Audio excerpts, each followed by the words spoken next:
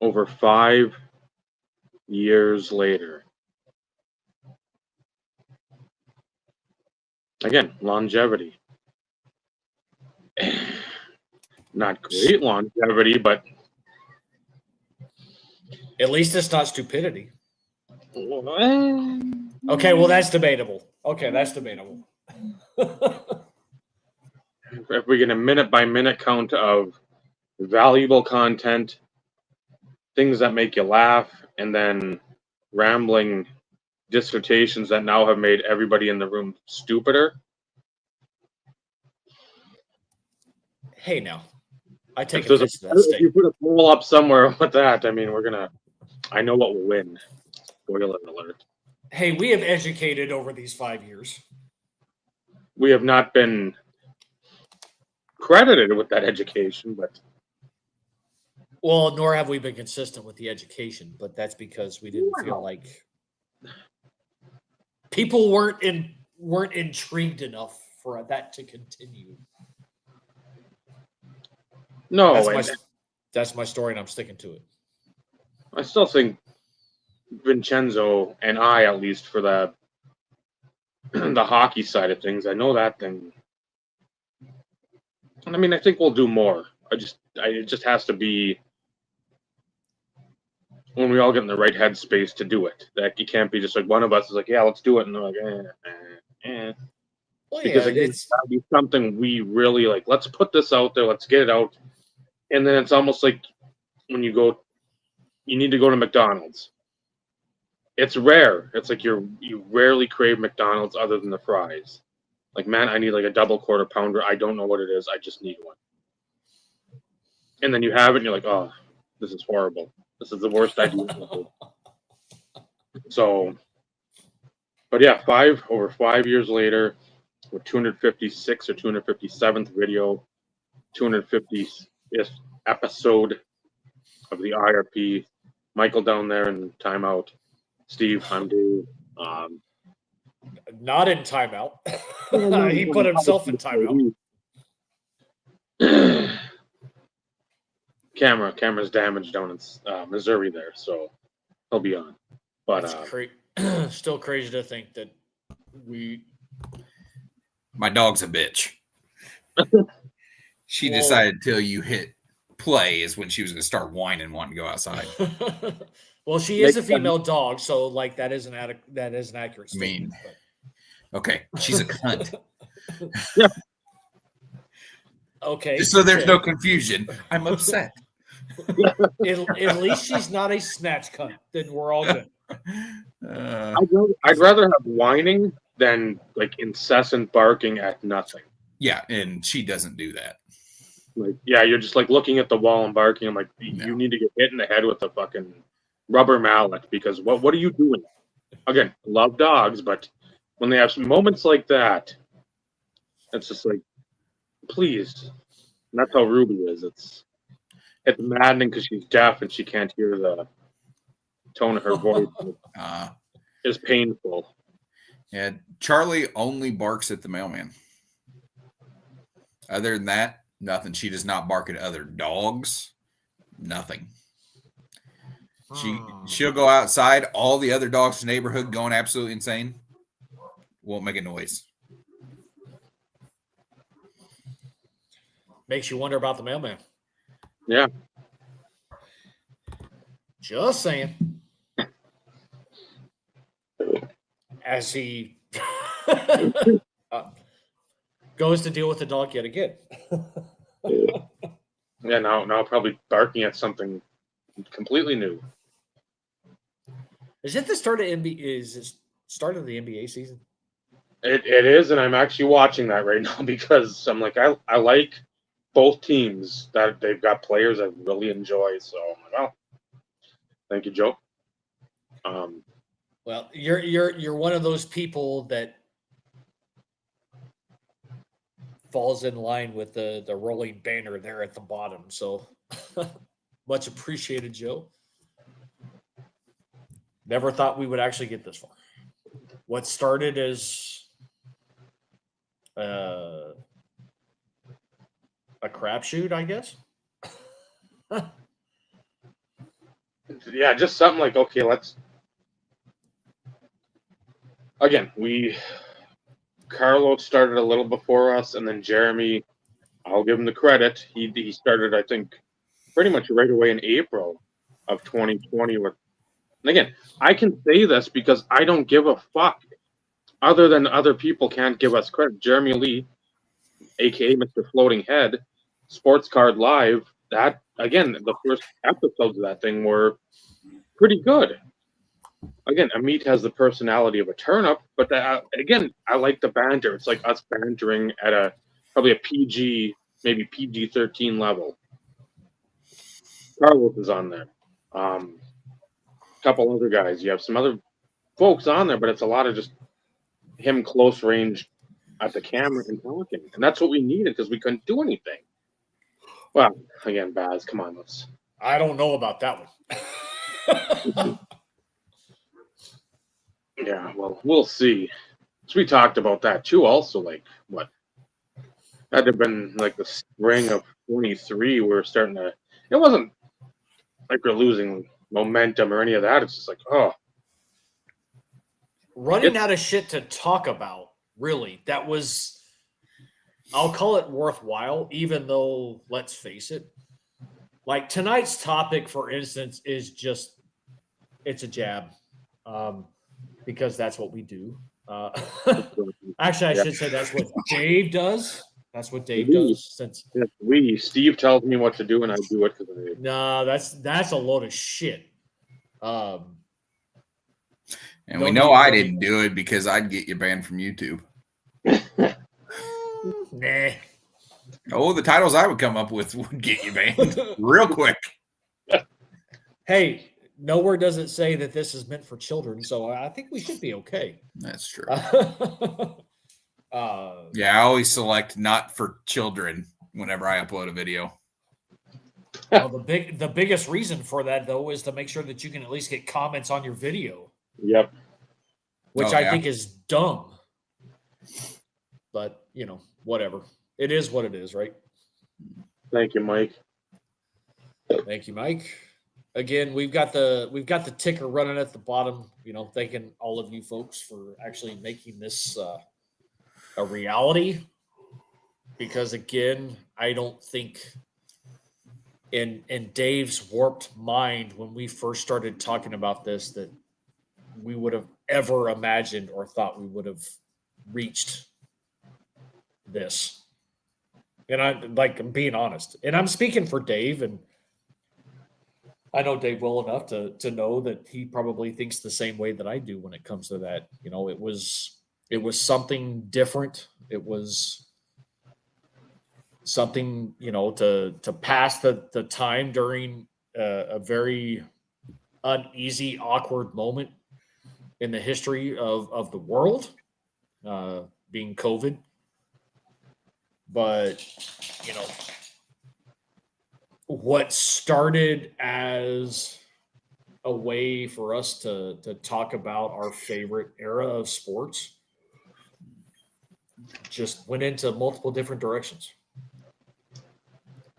And we're still here, surprisingly enough.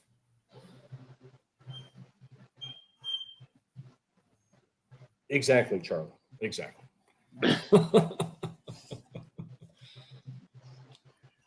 So, yeah, if I'm being honest, there really isn't much of a topic tonight.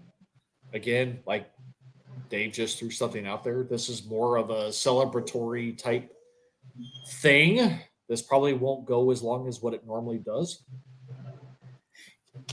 But, we'll talk about whatever the hell we want to talk about. Early to bed. I like the sound of that. Good possibility. There is always that chance. But yeah, it's big milestone. Carlos, of course, reached his not too long ago. No. I know he had his live stream one yesterday, I think. 5 years in one day.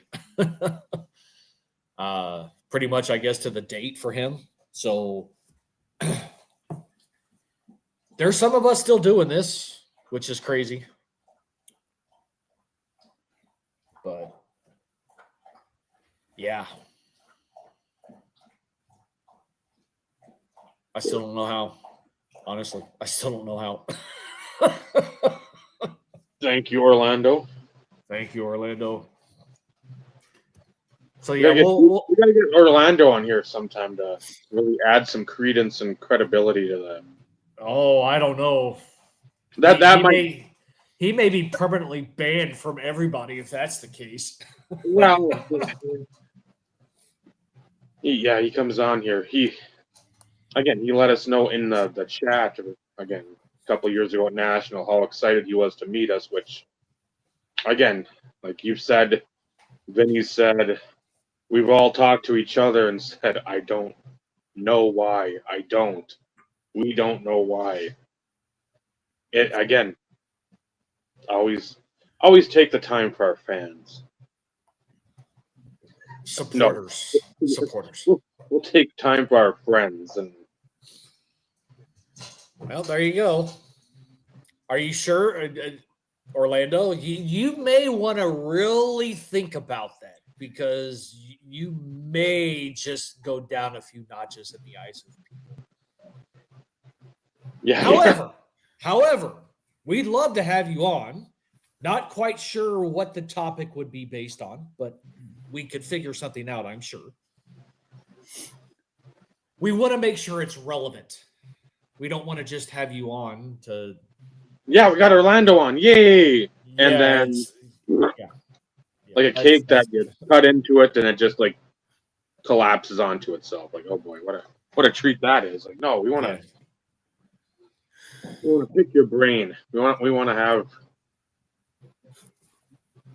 something of significance, intelligent type conversation, something that actually is worth a mile and meaningful. So definitely reach out to you. I don't know where.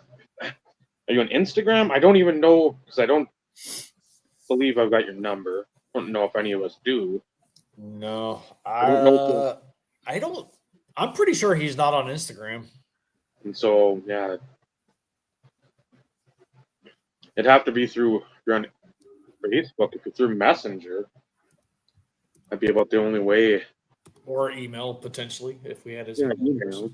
Could do that too. Well, that's true. That's true. You could definitely do that. That is the one thing that you have in common with Brad and how terrible. Wasn't didn't they fire their coach? Didn't I hear that? Not yet. No, not yet. Yeah, he's getting that resounding vote of confidence, which always means a pink slip is in the not too distant future. Wasn't there a coach though recently that got canned though? Tennessee. So we all lost. Oh, okay, that's what it was. Everybody lost. And then you have the absolutely, I mean, crazy owner of the Jets coming out and just absolutely burying Justin Fields. That's never a good thing. No. Well, it makes me wonder if Dable's not on the hot seat after that. Oh, for the Giants? Yeah. Oh, yeah. Well, see, I'm not complaining. I'm not complaining. He was on the hot seat coming into the season. And that's where Brad picked McDaniel, his guy, and I picked Dable from the two guys that were like, boy, if things don't start moving in the right direction quick, or if there's a real slow start, I think that could be the. But Callahan in Tennessee, I'm like, you didn't do anything really in free agency. You signed Tyler Lockett. I mean, that's your big. Okay, but he's been released. And then your first pick is your quarterback, and you don't have anybody behind him. Yeah, so and you're going to be playing. And he's not terrible. No, I mean, numbers is not done bad. It's just you don't have a running game, and you're down so quick that your running game's already neutralized. Exactly. You have Calvin Ridley there. Where's the Calvin Ridley before the gambling shit happened? When he got suspended for Atlanta. I mean, he's been absolute dog shit since then. Trade him to Jacksonville, or he signs in Jacksonville. Whatever happened there, I think not much of anything. Then you go to Tennessee, and you haven't done anything. Michael, you I was definitely gonna had say, something to say. I was going to say, I mean, a lot of what possibly made Calvin Ridley so good down there in Atlanta is they're playing in a damn dome, climate controlled. It's always possible. There's a lot to be said about guys that go from domes to outdoor, and it's not the same. 100%. 100%. And if anybody argues otherwise, then I think they have a serious issue. Yeah. They're just wrong or in denial or something, because I think that's something you've got to look at. Oh, without a doubt. Definitely a factor. Definitely a factor. That's why fantasy football, I never take a kicker that kicks more than half of his games outdoors. Yeah. I don't care. Or if he's kicking in Pittsburgh. Oh God. Pittsburgh just absolutely kills kickers. That's a very tough place to play. Kick football.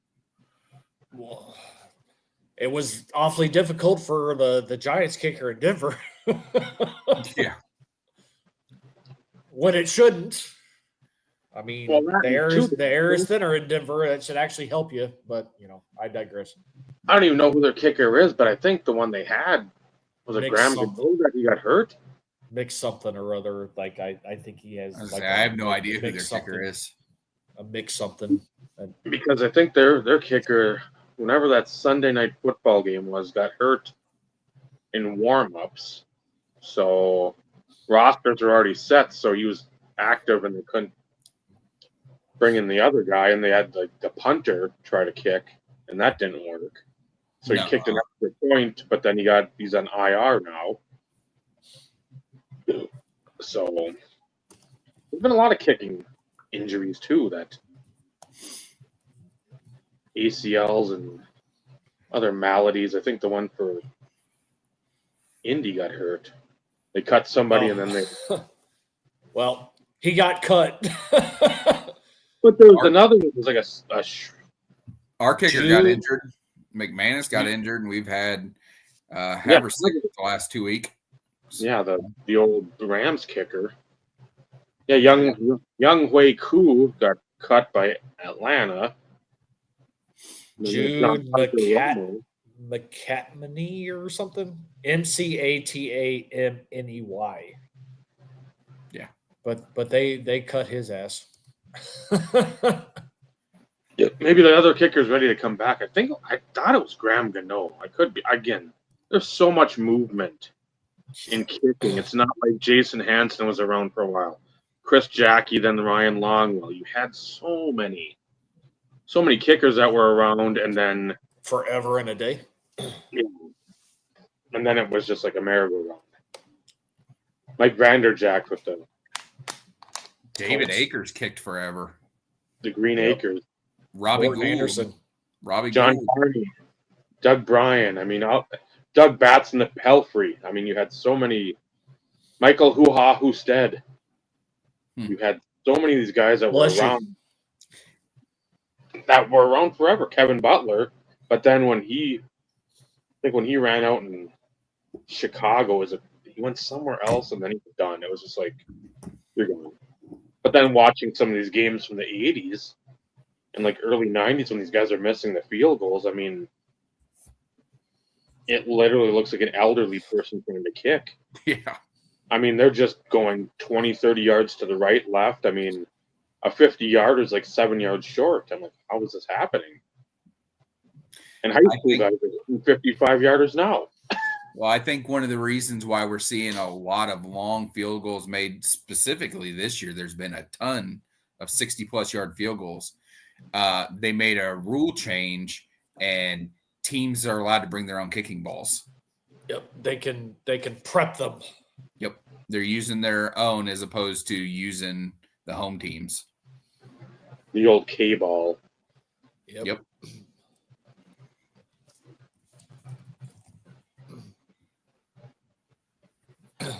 So yeah, eventually we'll talk some maybe World Series predictions. Below their better half. Dodgers in 3. Dodgers in 3. Yeah. I'll go Dodgers in 5 only because somehow like I could just see Toronto pulling something out of their ass for a game. It'll be the game Scherzer pitches. Somehow. Because Max is awesome. Mad Max. Yep.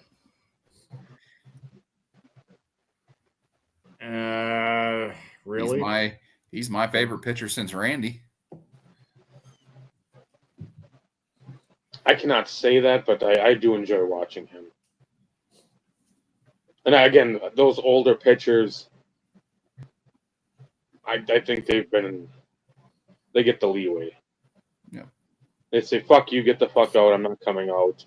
Unless they've just given up 3 home runs or whatever. Right. Yeah, like there's always the exception. No. He's like, you're not fucking pulling me when I'm 1 out away from qualifying for the win. Go back. Yeah. Yep. Step the fuck off my mound. I'm built to throw 120 pitches. Get away from me. Yeah. Yep. Scherzer, Verlander, Mad Bum, those guys were allowed to do that. Kershaw. Yeah, but Kershaw started throwing like 8 miles an hour the last 5 years. Yeah. Yeah, he had to start going to more off-speed shit. And they did run him out there, and he got thwarted. If I'm saying if he has like a good game going, it's like, okay, you got 2 outs or whatever in the inning, give up a run, give up a HBP. It's like, okay, I will give you this next batter. Right. Yeah, it's if he's dialed in. Yeah, if he's dialed in from a control perspective and still like you got one making it chance work. to get your 3rd out. If you don't, don't fucking piss moan to me. Right. So. Oh, really? Why are you going with the like? I'm not a Dodger fan. I've said this before. I'm not a Dodger fan, but like the fact that the Dodgers are there again, I'm rooting for Freeman to get another. But that's the only reason. I'd like to see Vladdy Jr. get one since his dad didn't.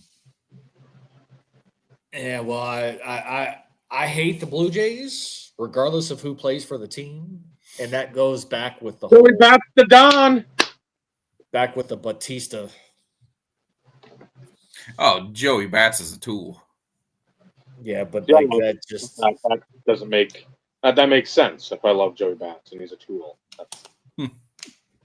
but Rognet Odor fucking popped him in his fucking. Yeah, I enjoyed watching him get hit in the face. I just wish it was by somebody who threw harder punches. Yeah, I was gonna say a 5'6" second baseman ain't gonna really do too much. No. He still popped him in the jaw. I want to see snot bubbles and loud snoring. That's what's missing from baseball. Sometimes you gotta take what they give you, right? So they need to. Yeah, there needs to be a couple of Donnie Brooks a year. There can't be this like pushing and shoving playground shit. No. You're really pissed at the guy. You're throwing your teammates, umpires, coaches. You're trying to get to that guy. If he pissed you off that bad, get to him. Don't sit there and have this like a WWF backstage fucking production and lay him out. Yeah. And I think the bullpens, if all the pitchers leave the bullpens, they have to stay out in center field and fight each other. Yeah, they can't just jog into the field and stand around. No, if you're going to come out of the bullpen, you got to fight each other. And if you're not going to fight, you're going to sign autographs along the. There you go. Yep. And if you don't do either of them, you get fined $5,000. Again, drop in the bucket, but still, some of these guys are called up for the first time, not making a ton. So do something productive. Either fight or do something for the fans. Yes, that's what we were talking about. Better have. Scherzer being up there in Toronto. No, Ed said it in the. I only watched a part of it, Ed. So if you're listening, You've got the link, Ed, so you can fucking come on. Yeah, I'd Asshole. watched it. You'll go on with Scott and Mike O, but you won't come on here, cunt. It's a timing thing, Dave. Come on. Yeah, whatever. Oh, everybody's never got mind. Never mind. That's just an excuse. Just face it, Ed. Face it. It's an excuse. You don't want your vintage friends to be pissed at you. Everybody in the chat fucking has the link. Every time. What's up, Bobby? They choose to not come on here. It's all right. That when he said something about like the memories of Springer resonating to like the Joe Carter against the Phillies, I thought the same thing because again that was the last World Series my dad and I watched. I said Mitch Williams is going to strike him out. I've said this before on here. I've said it before probably in other videos on the standalone. Like he ain't going to hit it. Joe Carter, he's getting old. He's 3 years left. He's going to hit it out, and it's over. Mitch, sort of the I don't even know if the Hideo Nomo, not as far back, but I mean he had that deep tuck to the back when he had the wind up, and I'm like I see the pitch, but oh fuck, Carter, buggy whips that bat, and boom, I'm like oh, son of a bitch. Michael, did you actually give a call for the series? I know Dave and I said that LA. Oh, I think it's Dodgers easy. You would like to see the Blue Jays win because of Scherzer. Yeah, right. Yeah, but I think the Dodgers just have too many arms, too many good arms. Just their depth everywhere, except I mean third has been sort of but I mean they can pretty much plug anyone else in anywhere else and be. Yeah, the one thing and I saw some talking head bring this up. They're discussing is that the Blue Jays don't strike out. They make you work and they put the ball in play. So that could be, a thing. Run those pitch counts up, get into the bullpen because the bullpen's not very good. No, that's the one weakness. That's the glaring weakness. Yeah, their bullpen's trash. No. So I mean that could be an issue if they can't strike them out. They're probably going to have some issues with the Blue Jays offense. But then you get to Blue Jays pitching. Are they going to be able to hold that offense at bay? And the Dodgers can put up a lot of runs really quick. Yeah, in the blink of an eye. Yeah.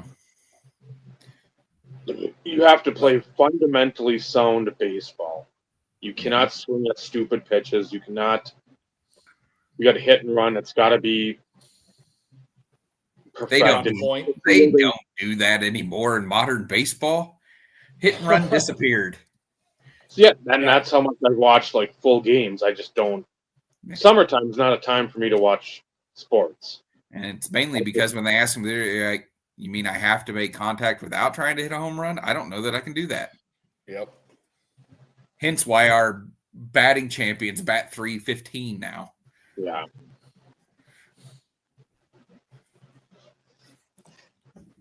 I said in the chat today, I'm vintage to a point where I like listening on the radio. Again, that's mostly the only time I can do anything baseball-wise because of I don't have any package to watch games. But at the same time, it's like it's so much better listening to the game. I'm getting teed up. Referee Jones over there. For good reason. I believe I know why. For good reason. That's not there. Hey. Good to see you, Vinny. What's up, guys? What's up, C? Hi, Brokey Brokerson. Okay. Okay. How's first thing we mentioned? Well done with the Homelander art. Yeah. Oh yeah, hold on. Nice. Hold it up. I can't. And then you gotta, yeah, right there. Yeah. I don't know who should I do next. Oh, it's Butcher. Yeah. Ah. She had a hard time with the hair. Oh my god, it's the hardest hair to. You know how hard it is to draw a slick back, even for a dude. Holy, hardest thing I've ever done in my life. I would doubt that, but again, No, because there's the card he pulled from that box from RBI Crew 7. Butcher Auto. the thing is, fun fact. See how like his face outline like is really like thick. Mm-hmm. It's like I was writing because I was using a Sharpie, and I do a one swipe like across this part. I'm like, oh crap! So I'm gonna have to do it with the rest of the body. So Somebody has their retainer in their mouth. No, she's chewing on candy, I think. no, Jolly Rancher. no, I wish I gotta actually I had here Jolly Rancher right now. Usually I can tell when she has a retainer in her mouth. That's why I said something. No, I had my bracket broke. No, the band part broke, so they had to replace it. Now my thing is, it's like tight again, and then Okay. yeah. So yeah, I'll draw Butcher, and then I'll draw Soldier Boy. There Because you those go. are my other two favorites. Soldier Boy? Not that one. No, not Soldier Boy. What am I thinking? Black Noir. Holy. I always get those two mixed up, and they're completely opposite. I believe it. I believe Soldier Boy is different. Yeah. No. He's connected to Superman. Not both. Yeah. I don't know why I was thinking Soldier Boy. All I can Black say Noir. is, but I don't know how to draw his mask. all Well, I can look it say up. is you're making me feel old. See, How am I making you feel old? just Go to Well, bed. Steve's old to begin with anyway, so I mean it just comes naturally. So. he's older than me. Mm-hmm. Yeah, that's Not right. by But much. you're old, so Not by much. Okay, Not by much. bye. Bye. See, love you. I see.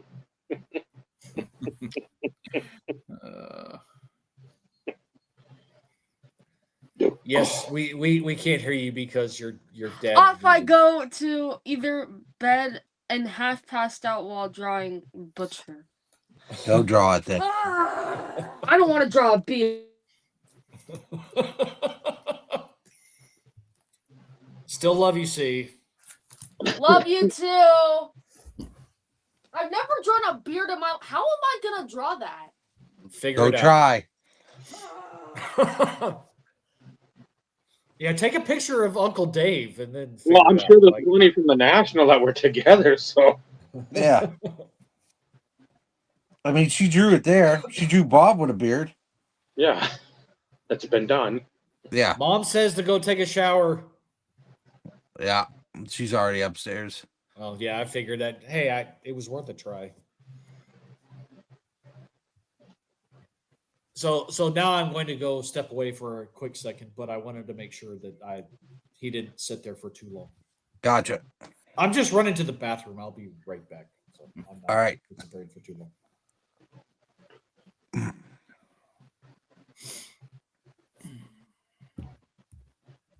So Vincenzo, tell people how C's soccer journey's been going. Oh, just delightful. She was at, what was it, 3 weeks ago? 4 weeks ago? No. So she's got it was 3 weeks ago because she's got to be in that cast for 6 weeks. She was at goalie practice with Ryko, the mad Serbian, as I call him. He's cool as hell. He always puts his arm up. We're from the same country. I'm like, yeah, we're in the same country now. Our family, well, he was born there, but Yugoslavia. He goes, we Yugoslavia. And I said, yes, we are. So and we enjoy the same cultural food, so I can't argue with him there because that's what we were talking about. What was it yesterday when she was there? She was there for 3 hours yesterday with him. He had her do all the striking stuff. So the girl came in that was gonna do the striking. He goes, "No, you go home. You go practice with other team." And because C can strike like a mother, so And I would just like to go on record. thank you. Hopefully you didn't take that as a guilt trip when I texted you, because that's not what I No, was doing. no, I've been planning to try to come back this episode, and a lot of stuff going on. I'll get in that in a bit, but yeah, so she was with practice with Ryko. She makes this ridiculous save.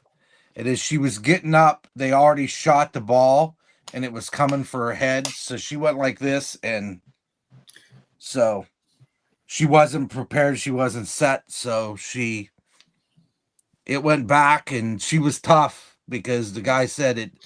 And then he had his orthopedic surgeon check her out the next week when she came to practice, and he's like, she could play if she wants. And the other orthopedic surgeon said no, so we're kind of in a dilemma. She can't play goalie, but she can play field, but you would just have to wrap it with a garbage bag and then put bubble wrap around it, so she wouldn't have to have a war club. But we'll see. The last match is November 1st. She's supposed to get her cast off November. Yeah, that's what I would do. Like those guys from the Raiders from the 70s, that basically all those guys used to say that their equipment guy would make basically The club. clubs out of their stuff. Ronnie Lott. I think Ronnie Lott had one in the late '80s, early '90s for the Niners when he got a fractured forearm, and he's like, "I'm not missing time. We could go to the Super Bowl. Fuck that." That's Yeah. Right. So she wants to play her last match if she can. So, and then they have winter, and then spring is trap team because of her age. Because spring is when the girls play, fall is when the boys play. So most of her team would be playing high school, and then you might not have all 16 people. So they try to put people together. So whoever doesn't play high school ball will form a super team and go for there. C is playing November 1st, being a half full rapid. Okay. She's done it before, so she did it for futsal and stuff, so it's nothing new. Yeah, but I'm sure she's nuts not being in goal. Yeah, she's striking right now, and she could defend. So we'll see still what doing they do. No better half. That's the mother has spoken. That's not the doctor. You're not the doctor. I'm more of a doctor than she is. That was my point. Love you. I have Love a you. piece of paper on my wall that says so. That she actually bought me, so I can't really say much about it. So yeah. Come on, she bought me the frame for it. Yeah. Remember, you will always be and a half according to Stove. Tony And, Danza. Yeah. I'm the boss. What are you talking about? Tony Danza. Get it right. Yeah. When I speak, she listens. Yeah. Yeah. Okay. Hey, I've had more luck than you. True. No offense. Yeah, true. Hashtag facts. So See, she's even laughing because she knows it's true too. yeah. Anywho. Oh shit. So again, for those who have kind of joined a little bit late, because I know there's been a lot of people jumping into the comments. one, really, there is no topic. Really, there isn't. This again, we're just shooting the shit, having a good time, thanking you guys, and we just lost him. I think he hit the wrong button. It's a rookie again. At least I'm hoping that's the case. Or his computer died. Yeah, there he is. Hold on. I know you're out of practice. Yeah, hold on. You're good. I'll mute you. But again, no real topic here. Again, just to thank all you guys. The fact that we've stuck around this long, all because of y'all. Dave may or may not get into his box of goodies, show off some cards. We may give away some things. We'll see. I plan on opening a few things just because it's celebratory, and I can because I have shit sitting here. No, Vinny, that does not mean you need to go dig in your box of goodies and pull something out either. Nah. But I've been staring at shit over here for a bit. It will be football only, I promise. Oh, you got your Snorlax. I got a bigger one. Of course you did. He is like the size of a beach ball. Yeah, he's cool. definitely Awesome. large. I love this thing. It was the first thing I bought less than 5 minutes into a card show I went to Saturday. Hey. Money well spent because you've been talking about it anyways. Oh yeah, it had a $50 post-it note on it. And I was like, yeah, I want it. Please and thank you. Yep. And then he held on to it for me while I went and actually did the show. So yeah. Of course, I don't know if anybody's noticed, but Dave's wearing a certain jersey. RIP to Mr. Muscle Hamster Doug Martin, which is crazy. What, 36? 6, I believe. Of course, there's a lot of shit going on in the news about what actually transpired, which it's going to get interesting. And I that's not the right word I want to use, but there's a lot of shit going on pertaining to his cause of death. So yeah. We'll see how shit goes down. And if I'm not mistaken, he did not like that nickname. It wouldn't surprise me. Yeah. Mr. Rick. So, backstory of what? Well, So just for those who are curious, that's my neighbor. He's the one that I mentioned about him and his son getting into collecting.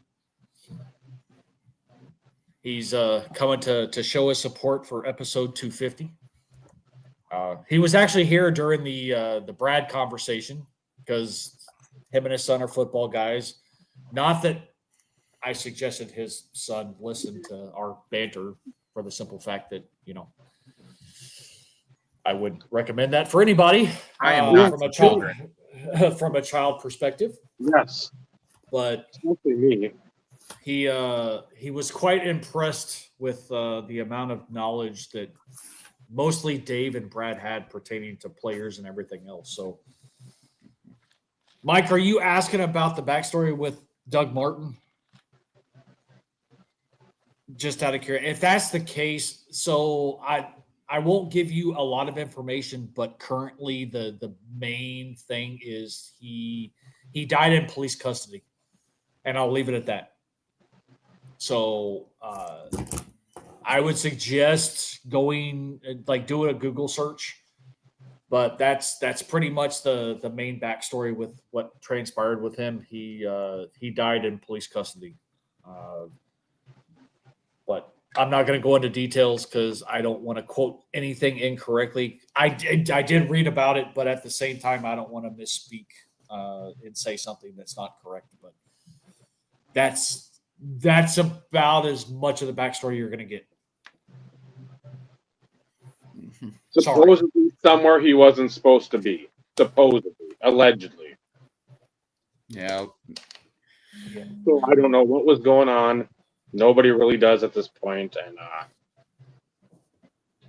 Yeah, what little as I've said before on here, and I said it specifically to one of my favorite wrestlers of all time. Again, my favorite wrestler, because I know this drums up still controversy in the Wrestleverse. I loved Chris Benoit as a wrestler. He was one of the best wrestlers, most intense. He took his craft seriously. Very much so. What he did to his family, complete bullshit. If he didn't do what he did to himself, I would have expected Georgia prosecutors to go after the death penalty. And I wouldn't have been sad about it because, again, you do what you do, you don't come back from that. You reap what you sow. So, again, Dougie Martin, that's, again, good call. 6 was your Matt, asshole. One of our favorite players. I loved him. I mean, I love the small backs. He does too. He loves work done. And then Dougie Martin. I loved MJD, most ballinest player. The Pocket Hercules, and then Dougie Fresh.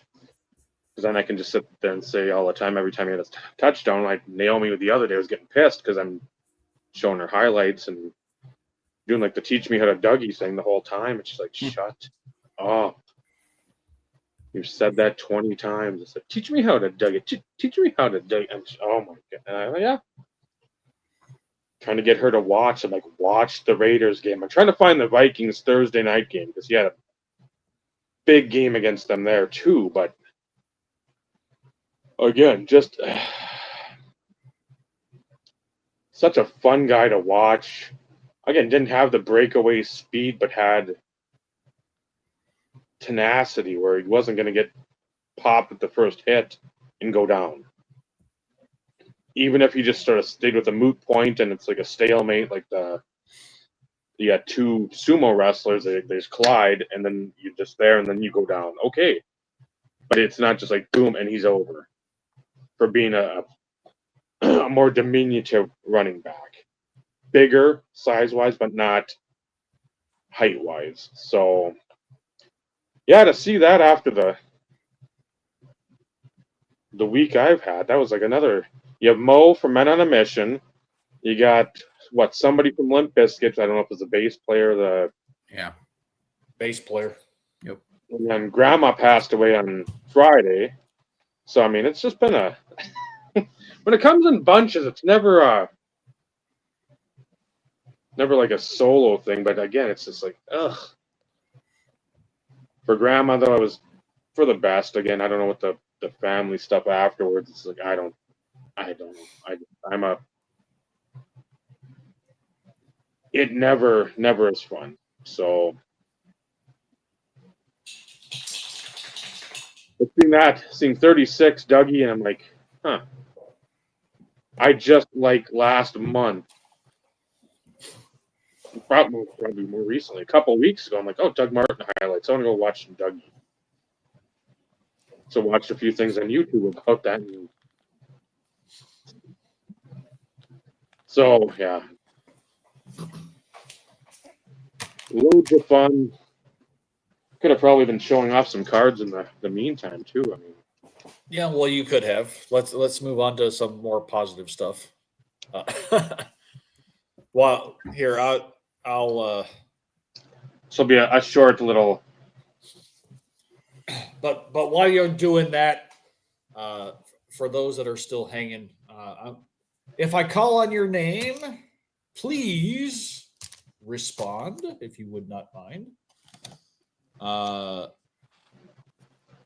Mr. Mike Good, I know you're still here. Pick a number 1 through 5. Jersey number.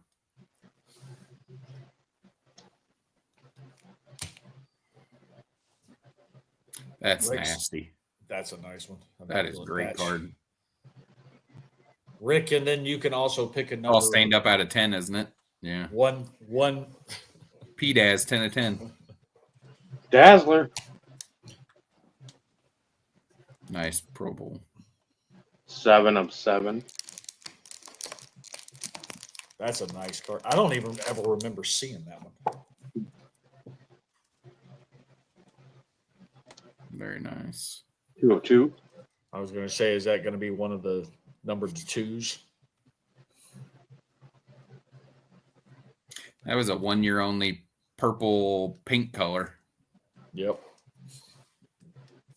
14, yeah.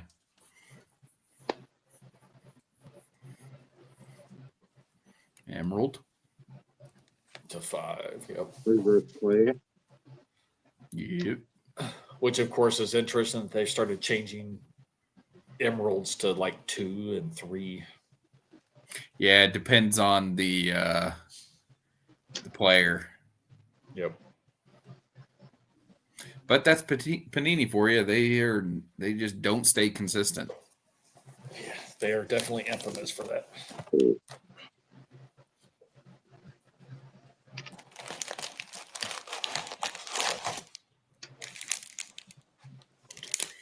Talk about the pricing back then. $40. Good Lord.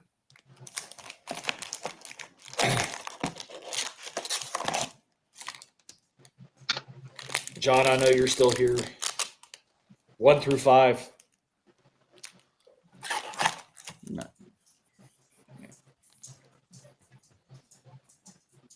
Yes, and please put it in the chat. Don't send That's it to me awesome. via text. Yeah, nice and dirty. That's killer, man. Who else? See, that's what flawless should have always been. Right? So that's just Jeff. literally a handful of stuff. Literally, I've got more, but that's stuff I haven't put through in a spell. So thank you, Baz. Baz, 1 through 5. Pick a number.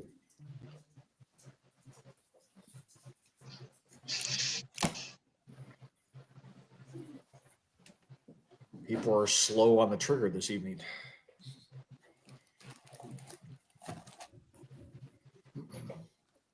Or they're ignoring me. Wow. Or they're just really putting thought into it. Well, that could be 2. Vincenzo, 1 through 5. 3.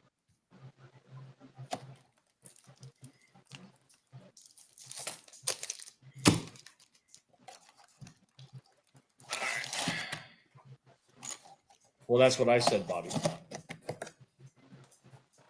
So, Bobby, 1 through 5, since you just responded. And don't ignore me either. Hopefully he ignores you. I gotta... Extra points. Well, Bobby goes with 1.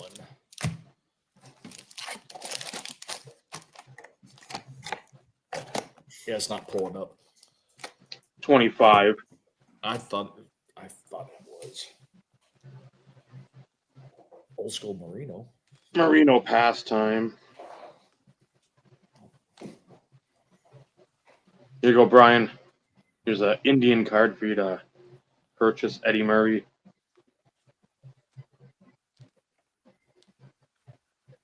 '96 Fleer Update Diamond Tribute. And Ed, of course. Not around.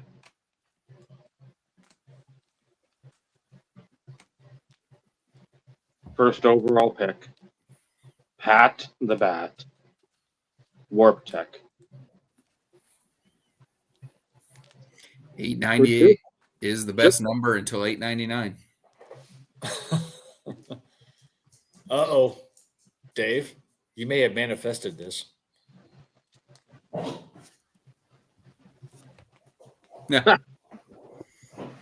Who's not around?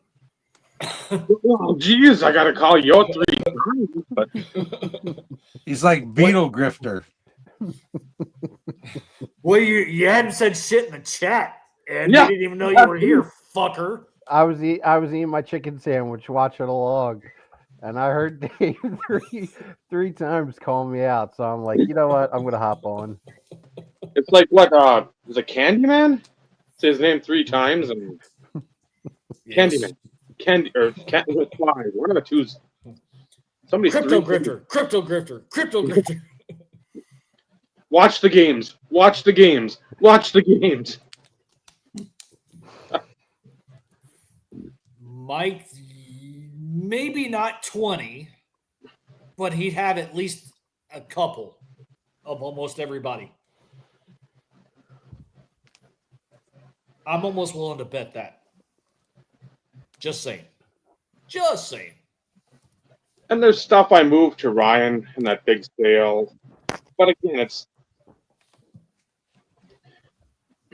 if I was doing like as much as I did, I would have to be doing more shows just because there's so much that I had.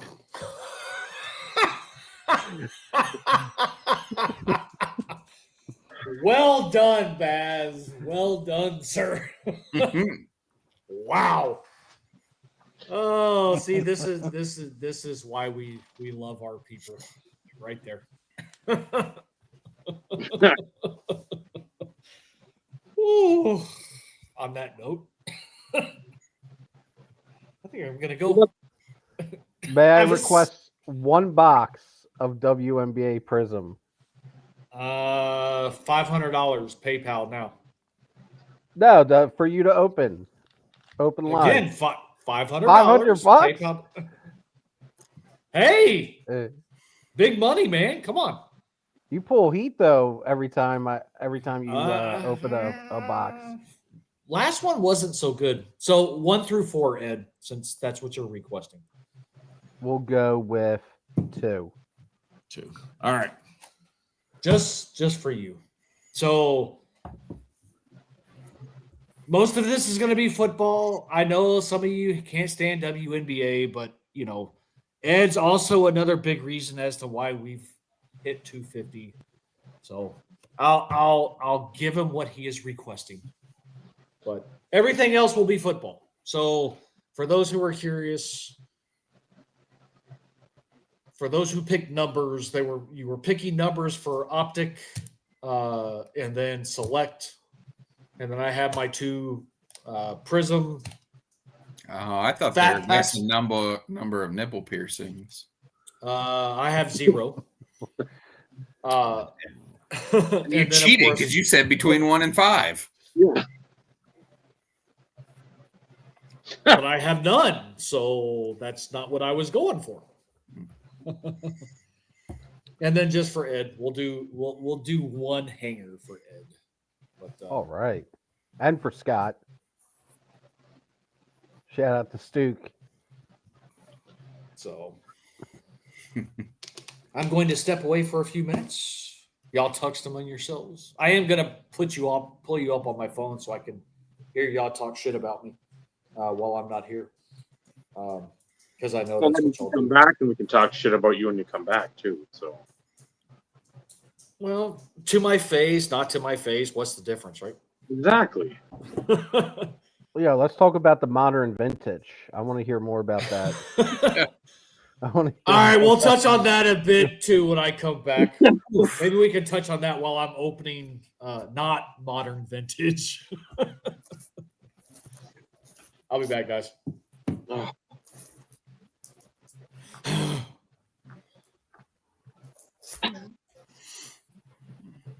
Who was espousing the modern vintage, Dave?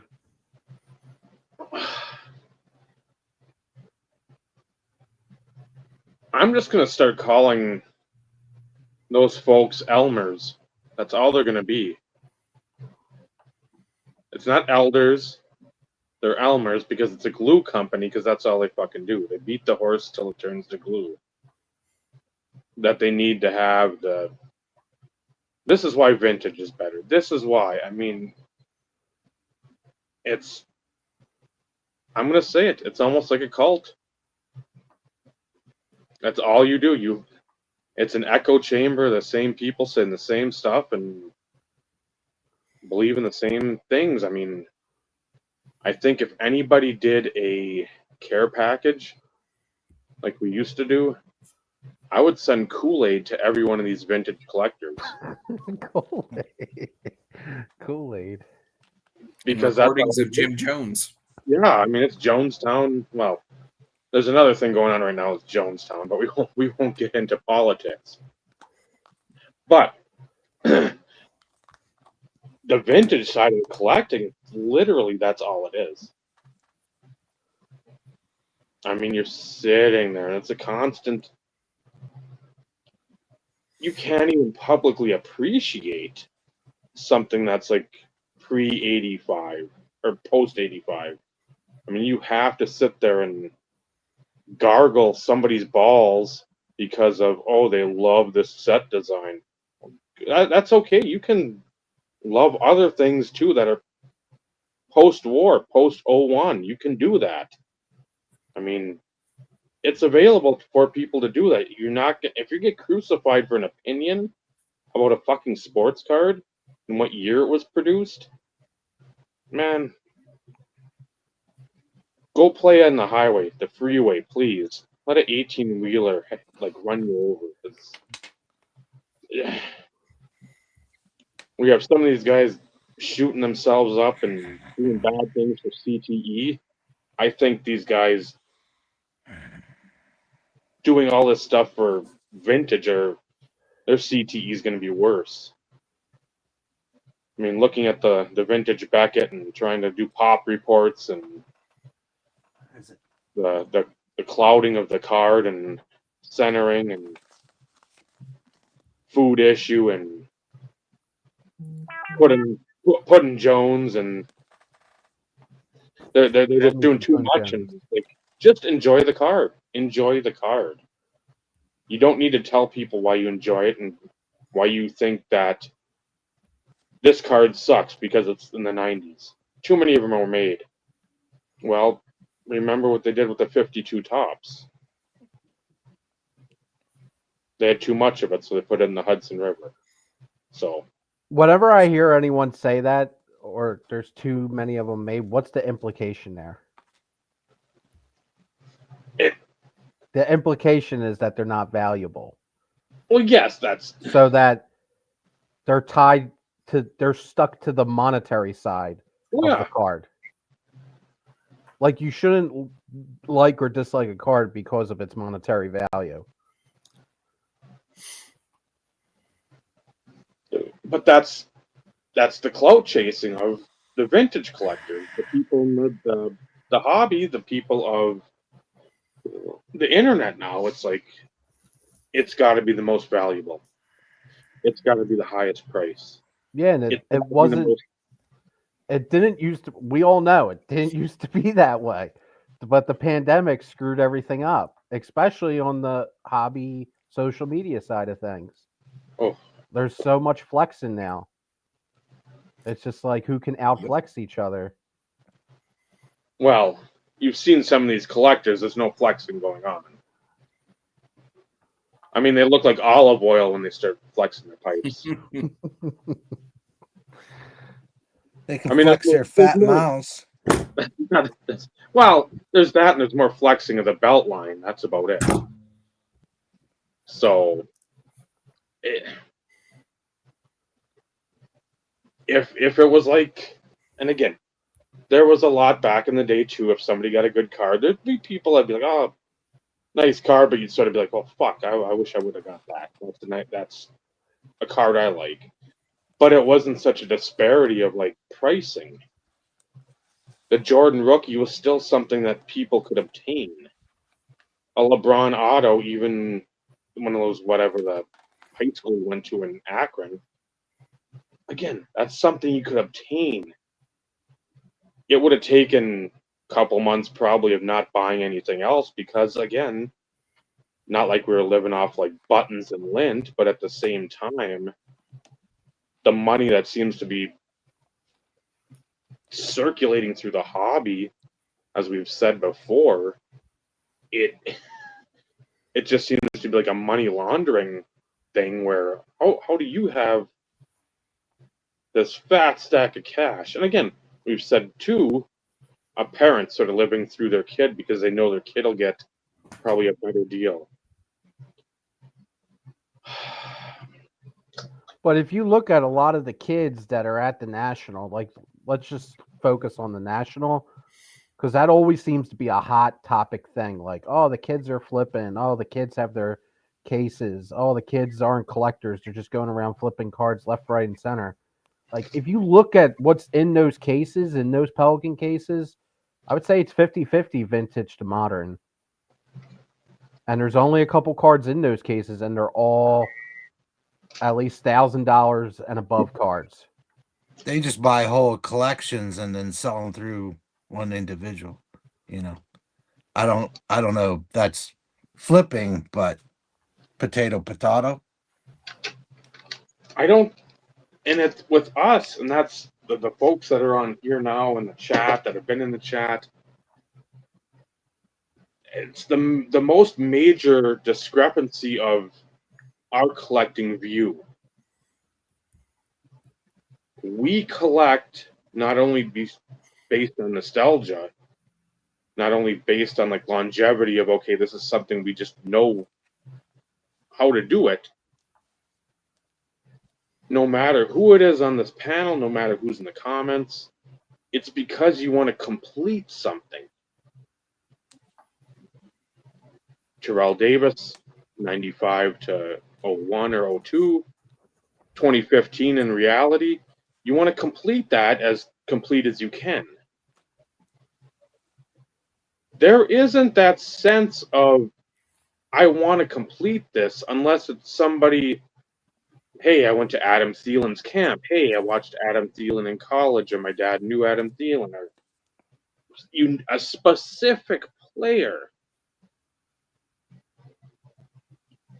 You're not trying to put together rainbows. You're not trying to put together a serial numbered run. Thank you, Bobby. You complete me as well.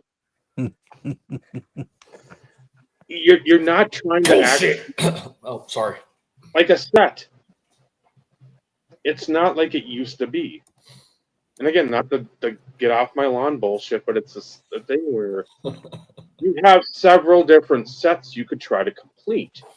And it won't be an 80 card set. It won't be a 90 card set. It won't be a 120 card set. You'd have 500 to 600, 700 cards to try to complete the set. But then you also had the availability of packs and the availability at an adequate price of packs. You weren't buying a box of fucking just say Prism cheap. for $500. Just say cheap, Dave. No, I didn't say cheap, but I mean, because at the time you think of like SP baseball, that wasn't cheap, but you still could. Correct. You still Afford could. it. Yeah, you're not sitting there thinking, "Oh, I can't afford $8 or $10." It's to the point where you've priced out portions of the hobby that make the hobby thrive, other than camera content and comma cards. Where you're sitting there, yeah, you're making a $40,000 deal, but who's getting them? Oh, Mojo sells to Home Ec, sells to the King of Cards, sells to Jeff Wilson. Again, it's the human centipede of the hobby. Nothing. If you bring somebody else in, it's just somebody else that wants to clout chase. If some of these guys would be like, hey, let's have true collectors on there. That's why I love the Beckett and the super collecting feature that they had. Yeah, I think you could have a more, it wouldn't be organic, I'd say, but it'd be a better use of time in the hobby, not for their money though. And that it's never going to happen because that doesn't draw the views. Hey, you put a set together. Again, yeah, if it's a kaboom set, wow, people are J and O over each other in the corner because they completed a kaboom set. Who cares? That's not tough. So I don't know. You're just not going to see the kids collecting the way we collected as kids. We were excited when we got a one per box insert. We were excited when we got the one in 108. We were excited when we were the one in 144. The case hit the one in 288 or 702 or 720. It's like we were thrilled with that. Now it's like, oh, that you see them. They're just ripping through packs. What are you looking for? Kabooms and downtowns. Yep. It's like it's Fleer rookie sensations on the Lyle Alzado, Warlord, Hulk Hogan, Ultimate Warrior amount of steroids. I mean, it's just constant. Not buy a box for 300. What are you going to get? A pat on the back and a kick in the nuts. Spend that money to buy what you want, even if it's something stupid like a Brock Bowers downtown. Buy that. You know what you're getting. Right. Again, listen to me clearly. You're all sitting down. I'm doing my Vinny hate watching, but I'm also trying to figure out some of the stuff that's coming through these trades and sales. So it's on my best friend, Mr. Donut Maker. It's definitely a problem. It is a problem in the hobby, and there could be multiple solutions to try to figure out how to fix it. Certainly, the price is outrageous. None of us, the majority of us, when was the last time any of us opened anything hobby only, like a hobby only box? A long time. Maybe like 2018 for me, 2019. Does 9091 upper deck count? Technically, yes. I got 9091 score that I just bought for $22 for 2 boxes. 2011 was probably the most recent hobby I ever opened. I bought a box of 2013 score jumbo football for $85 at Ryan's first shop. There you go. And Rick, like, a lot of our statements don't apply to most people who are here. Just for context. I was commenting here. Yes, because we know you're here, lurking in the shadows. So again, the statements don't fully represent the opinions of those who have constantly been here supporting us and chatting and having conversation. But Ed, since you brought up the whole modern vintage before I stepped away. Yeah, who even brought that? Like, was that a YouTube thing, or is it like a Twitter thing, or no? So that was coined by an individual on Instagram on a 2006 7 basketball card. Oh fuck! So we can all thank Shine for that new term. Jeez. To Again, be fair, he was on a coke bender. Guy has more money than what he knows what to do with. And still laundering. But again, it's still one of those in which there's so many deviations of like what constitutes certain eras of the sport, no matter if it's baseball, football, whatever. From like, I can't argue against the statement because it's 20 years old. Depending on your definition of vintage, 20 years old could fall into that category. Just throwing it out there. Will that term stick? Probably not. I just thought it was interesting when I was scrolling and I happened to see that. I'm like, interesting. So, another scenario in which we're trying to give a term to a era of cards. Very true, Bobby. Very true. 20 years now comparative to in years past. It is completely different. But it just I found it intriguing. I found it interesting for the simple fact that those two words in the same sentence, you being used next to each other. I never thought I would actually ever see that happen. So again, it makes you wonder. You have pre-war, you have vintage, you have the junk wax era, which also encompasses the 90s. You know, I remember my dad gave me a magazine. I think it was from like the early 80s. And I think it was like a local hobby publication. I forget what it was exactly.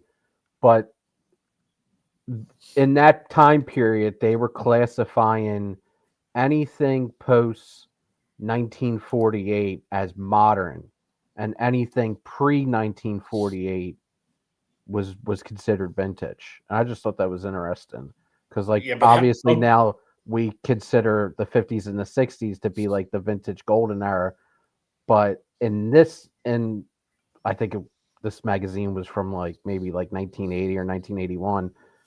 They were making the argument that it was actually modern, and anything pre-World War II was vintage. Well, and again, it's going to be based on the era because like things change. Time doesn't go backwards; it only goes forward. So eventually, shit from the 90s is going to be vintage. But people who also hold those types of, I mean, this is kind of a morbid thing to say. Some people who would view stuff like that also die off over time. You know, who's to say who wrote that article? Maybe it was like a 50 or 60-year-old in 1980 that wrote that. They're probably not with us anymore. So the way that they view it is gone. You know what I mean? Yeah, and again, opinions are like assholes. Everybody has one. And again, like there's nothing outside of pre-war, because like that's in the past, like that can't be changed. But again, vintage is going to consistently change because vintage normally by definition is X number of years old. And yes, it's different between vintage and like antique. You know, at some point, the cards actually get the antique nomenclature on them once they reach whatever it is, 60 years, 80, whatever the fucking standard definition for antique. But again, like, this could be debated till the end of fucking time. Because modern and ultra modern constantly change date ranges because stuff is constantly being produced year over year. There's never going to be a definitive, like, true time frame for these eras unless somebody comes up with. I mean, 1980 was 45 years ago. That's my point. Yeah. Which, like, vintage. And I'm not wrong in saying that. No disrespect to the vintage guys. But that's vintage. I'm 46 years old. Technically, I'm vintage. So is Vinny, for that matter. I did a video recently because something was kind of like something. This has been bothering me for a while. I did a video. That's my point, Bobby. That's my point. Sorry, didn't mean to interrupt you. No, you're fine.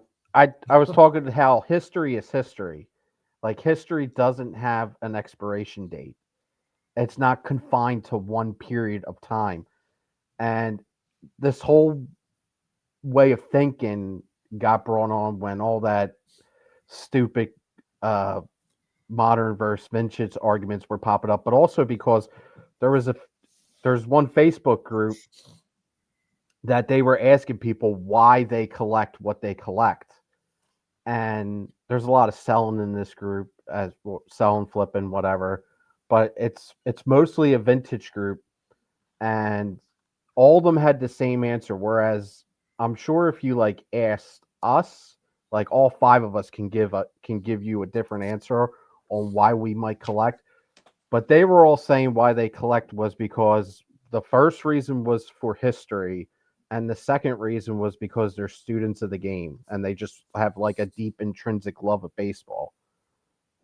But like to me, as a diehard baseball fan, it didn't make any sense because baseball didn't stop on December 31st, 1979. Like baseball doesn't cease to exist on that day. Like it continues on. 1980, 81, 82, 83, 91, 92, 93, 2001, et cetera, et cetera. And there's been so many great moments since December 31st, 1979 that have happened in baseball. And if you're a student of the game and history is like the focal point on why you collect, then to disregard 40 years of baseball just doesn't make any sense to me. It just makes absolutely zero sense to me. And I brought this up in a video, and I'm like, this is just the way I feel. I'm just going to put it out there. Dude, that video got like 6, 7 dislikes. That pissed some people off. That triggered a lot of people. But again, like, to each their own. It's heaven forbid people share opinions. That's what we all like. I can't say we thrive to do is give opinions, but everybody's got an opinion about something. And just because your opinion is different than others, who gives a shit? We're all people. It's great to have varying opinions and to listen to those varying opinions. But quit trying to pigeonhole shit into one freaking subset of a certain collective's opinion. No. I mean, we could all have opinions, but like I said, if someone could explain it to me, maybe I could try to understand it, but still, if your main goal for collecting is historical and because you are a student of the game, I just don't understand how you can disregard 40 years of baseball. It just doesn't make sense to me.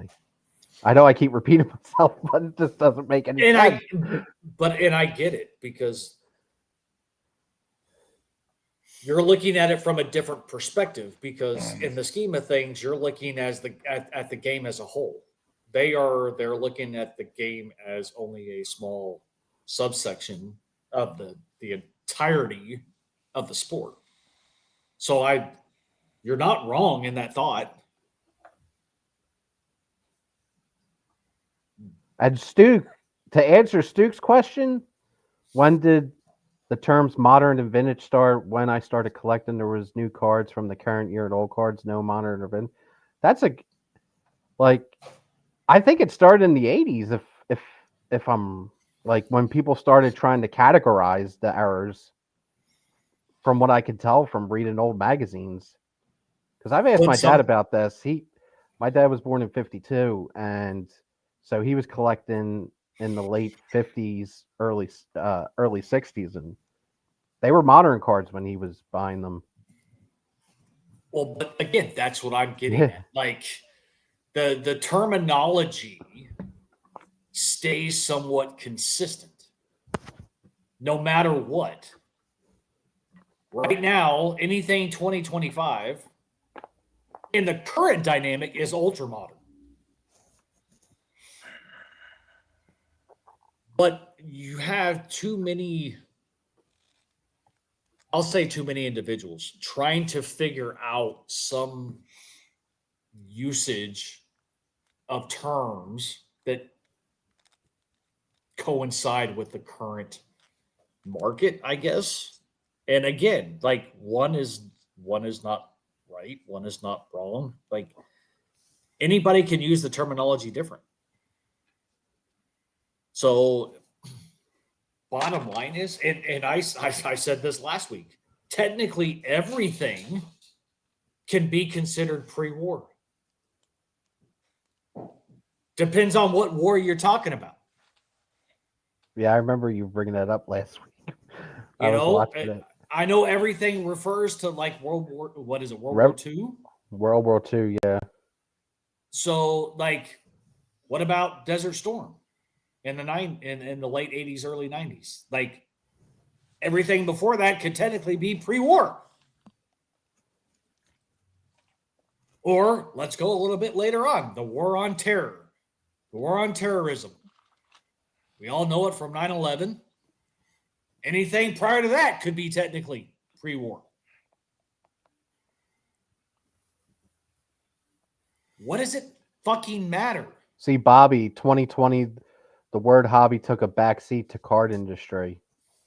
I'm telling you, like, oh well. How many times have we brought this up though? Yeah. In casual conversations, in the group chat on here, 2020 completely fucked this hobby up badly. It turned it upside down. It turned it upside down. I don't want to hear about no junk wax. I don't want to hear about any other horse shit. The pandemic really fucked up this hobby big time. Oh, 100%. 100%. And how many people actually are going to really acknowledge it? Us. None of the people that are making money off of it. My point. My point. All right. So before we go off the deep end and really just, I don't know. Who wants to see some shit opened? WNBA, please. Nah, that'll come later. Stuke's here. He would like to see. I know he is, but that'll still come later. We're in the middle of the football season. WNBA season's over. Oh, the Eagles finally. We got our dub against the Vikings. Looked a lot better. And there's better. rumors that Caitlin may be leaving. They got the WNBA, man. When you watch that, I'll try to get through this quickly because I know people don't want to hear this. When you actually like Stuke, I know he's been watching it longer than me, but when you watch that stuff, there is so much bullshit that goes on. They really need to clean that league up big time. Big time with the officiating. Well, that's because they've allowed, suboptimal talent to be out there because nobody watched the shit, so nobody knew. And who cares? I'm getting $15 and a $5 gift certificate to the concession stand as payment for refereeing this shit. Always that possibility. Yeah. All right. So, Ed, since you happened to... They just need to lower the rim to 8 feet so we can watch dunks. There you go. I'll suck at that. All right, Ed. Select optic or prism, not WNBA. Prism. Always going to pick the prism. All right, top or bottom? Top. Well, now we know even more information about Ed. So I've had these for a while, and for anybody who gives a shit, I still think this is probably the best value for 24 prism is the value packs. Just saying. Shit ton of base, not that any of us care about. Let me put a base card on the back so I don't see the rookie. So he's that's out of the league right now, isn't he? That's the silver. Yeah, garbage. Yeah, I don't think we got our green. Oh, that's a good one. That's not a bad one. Malik That's good at all. Neighbors. That's good. This should be the barbershop poles, as I've heard called. So red, white, and blue. That's not bad. Old Vinny. So we should have two vets and one rookie. When you said that, I looked. I'm like, huh? So who was that? Oh, Yeah, there's the rookie, but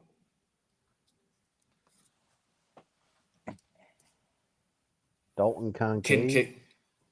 Team Mr. color Kincaid. Kincaid. Yep. Is that Drew? Oh, that's Derek Carr. that's Oh, what, Derek, what, yep. what was his name? Vegas Dave's boy. Yeah, that was that went over awesome. So here's Oh, our there- green there- insert. There's Nice. a card for Rick. Send Go that to Rick. Hawkeyes. Go Hawkeyes. Oh, Mr. Kittle. And this should be our rookie. Yep. Damn. Well, Garbage. Yeah. At least the color rookie was Neighbors. That's a good one. Yep. I got to put that in the sleeve. So there's the first one. And Rick got a green Kittle. That's pretty good. I was sleeving and top loading Disney Wonder cards for my wife the other day. I picked All her right. up a hobby box while I was at the show. Michael, you get to pick Prism, Optic, or Select. I'm gonna go Select. I like Select. Top or bottom? Top. Well, we know something about Michael too. So I've only opened 2 of these so far. The first 2 were a couple of weeks ago. I'm not fully sure if this is the best value, but my gut tells me it probably is going to be. Just because of what I pulled. Oh shit! Another George Kittle. Mm-hmm. I guess Rick, you're gonna have a nice George Kittle collection starting, maybe. Of course, that would require for me to know your address. Cameron Jordan. We got a Packer. Josh Jacobs. Stud. There we go. I'll Oh, take there- a Bo Nix rookie. There you go. There's your buddy. Penei Sewell. Carrying the ball. That's pretty awesome. That should be the. That's Herbie. Yep, that is the silver. which is die cut. Here's the what the fuck do they call them? The red and yellows. Harrison Smith. All the names in this pack have been solid. Oh, that's a die cut, isn't it? No, these are not die cuts. They advertise them as die cuts, but they're not. What's that? I don't know. Oh, Von Bell. Who the fuck that is? I have no idea who that is. I don't know who he is either. See, you spoke too soon there, Michael. I did. There's Brock Bowers, future. Roma He's Dunze. not bad. Roma Dunze. He's doing pretty Yep. decent. AA That Ron. Rodgers? That is Rodgers in a Jets uni. Yeah. Man, AA Penny Ron. sleeve that one Numbers. Hey, there's you another Bo Nix. up. Yeah. I'll take that. Luke McCaffrey. And then Is that a kicker card? it It is. is. Wait, is it a punter? Joshua. There you go. Sure. What Dave said. You got to put the Well- Rodgers in a dark place. But when you think about it, like it's 15 cards and there's only 4 base cards. At least in this pack specifically. Yeah. So, like, as far as I'm concerned, you can't complain. And for those who watched when I first opened this, this was the big card. So, Oh shit. which is pretty much outside of numbered and everything else. That was probably the best card. And that's the toughest variation out in retail. There's the other levels in hobby that you can't get, of course. All right, Dave, since you're back, Thank you, Carlos. And yes, hit the like button. Eric must pay. select optic or prism. This is still football. Let's go optic. And when you're done with all these, I did find 2 Pee Wee Reese cards because I put that in the descriptor box. I did find some Colts cards, Baltimore and Indianapolis. And I found some other cards that I haven't shown off in a couple years, I'm sure. So, Dave, top or bottom? Top, that's what she said. Well, everybody's been going with top. So the one thing I know about optic value packs is this is technically the worst value. That's why I picked it. But there is a chance for downtowns, and we at least got a green laser. So because this it doesn't have squat in here really. And I know I'm not showing because it's all base except for the last 2 cards. Man, you're due to pull an eagle. Where's some Cooper DeJean? So there's the. And I already saw the rookie. Woohoo! Offensive lineman. Brad would be happy. Garbage. That was it? That was it. I told you. They're garbage. They are garbage. Yeah, 15 cards. Oh, 12 cards. 10 of them are base. 10 of them are base. Every once in a while, you may get a silver in one, or you get lucky, and then, of course, you get a case hit, which I haven't pulled one out of value pack, but I have seen one.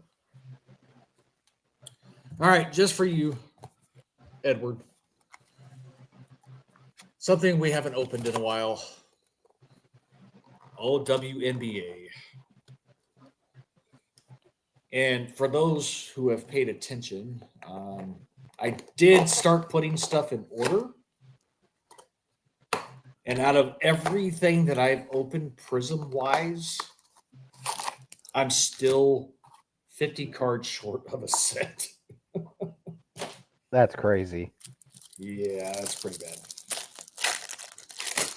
So, for those who have ever watched me open this, there is a ton of stuff in here. So, I'm going to just look through the base real quick, call out any rookies if there happens to be any. Let's see them all. Let's see these lady ballers. I'm not, because most of these, Jaylen Brown rookie, which I think I actually need. All right, here we go. Starting to get into some color. These are the orange ice.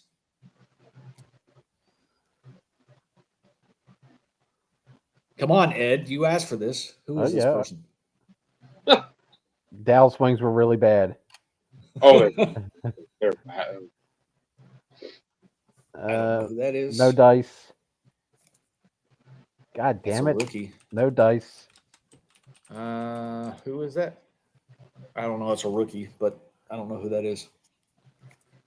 Oh, there we go. And we got us a Caitlin insert. Kaleidoscope. That's a good one. I'll take that. Jockwell Jones. That's cool. So this is going to be the orange laser. Oh, that's a good one. Sabrina. Yep. Green. Upside down. Not a rookie. Upside down. Is this going to be this? What is that? Is that another just random base in the mix there? I think so. Oh, there we go. I already have one, but I'll take another. Cheryl. Nice. There you go. Cardosa's good. Yep, already have that too. So this is the silver. Maddie C. Typically, they don't put She the went to- silver in. She went to Villanova, that last girl. Not bad. Definitely better than the last one of these I opened. But again, You- for you the Caitlin. for the value, like this stuff has the value, which is why this stuff, the hangers actually went up in significant value. But only one rookie outside of the Cardoza and the Caitlin variation, image variation. But you have a better shot of getting more rookies in the hanger than you do in like a prism or in a blaster. All right. Vincenzo, are you still there? Yes. Select optic or prism. Back to football, guys. Select. Select. All right. Dave, pick somebody in the viewing audience to figure out what's going to be next. Scott, Stuke.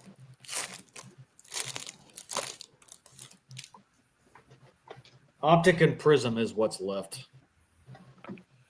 So I'm not even going to try and say that name. Is that DeMarvion? Sure. DeMarvion overdrawn. Van Ginkel. He had a good game. He caught 2 touchdowns. Yeah, Ferguson. Cooper, no longer with Dallas.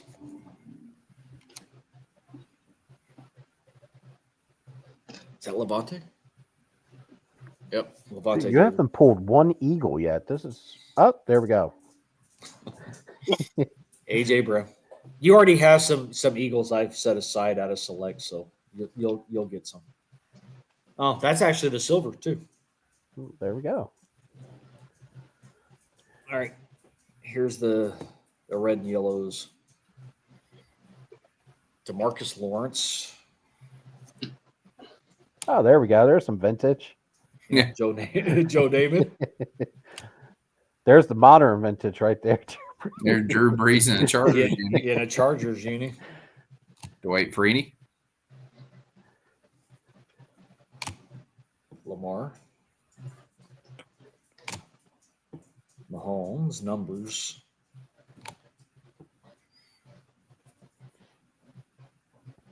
That's the backup running back for the Bills. Yeah. Ray Davis. Yep. I was trying to figure out who that was. Denzel Ward. Denzel Ward. I don't think we got any rookies in this pack. Jared Goff. Jared Goff. Yeah, I don't think there was any rookies in this. Which that happens, unfortunately. I'm double checking. But yeah, no rookies. So that would be considered a dud pack when it comes to select.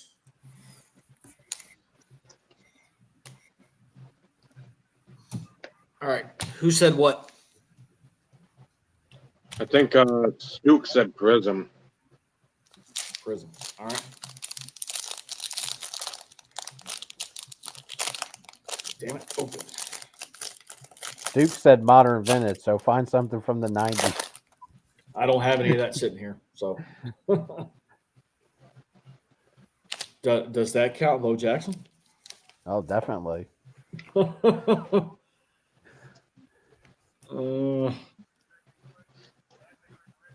right. to the hits. No rookie prism either. Oh my God, Bonner! Here's some vintage. there you go, Vincenzo. Terry Bradshaw. Yeah, that's silver. a good looking card. There's your color match, Michael. James Lofton, color match. There you go. That'll be in your stack. Torrey Holt was a beast. JJ. That's decent. Hey, I'll take it. Who was that? Pat Tillman? No, who is that? Northcutt? French Young? Gardeck. Dennis Gardeck. Guarding Dick. Could be. There's Malik another Favors. neighbors. Green Goff. And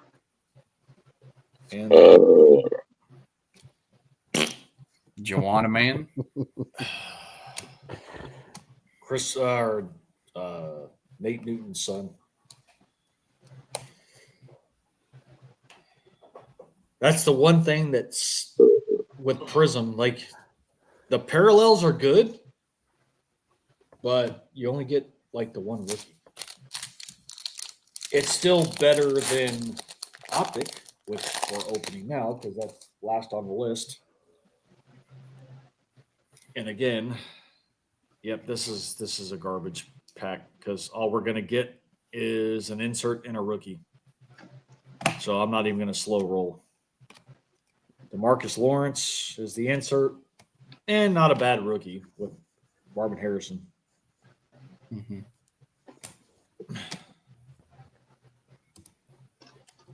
But that is everything. Not terrible. Not the best. That one night with Prism NBA was by far. Yeah, you were on the heater. That was a hell of a good time. That's for sure.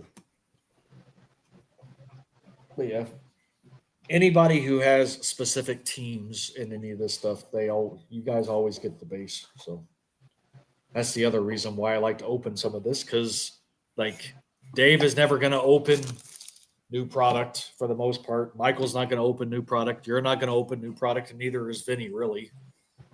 At least not as of late. So everybody else gets their associated team in base cards. Make me big, please. Maybe when we're in a private, Dave. No, more viewers than now. So here's some Colts. Do not recall if it's Mike that was asking for them. It was. And this was a quick jaunt through a couple boxes that were nearby.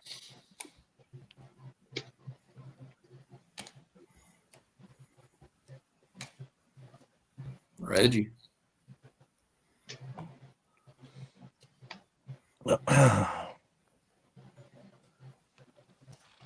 Man, we got a lot of Colts here. That's a nice one. Ooh, and a snap case.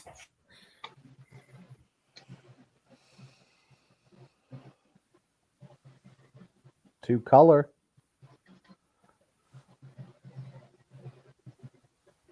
Oh, Got a 5. Shit. I see you, big dog.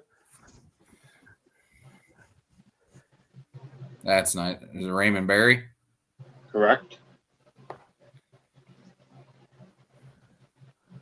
I figure that's always a good guess if you know it's not Johnny Unitas. A white guy on the Baltimore Colts. Raymond Berry. And then in the descriptor box, I'd mentioned show your favorite Pee Wee Reese card, so take that.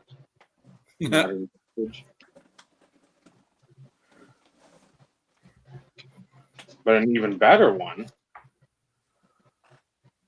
That's disgusting. Damn, we got any Don Drysdale, perhaps? I've got maybe one patch.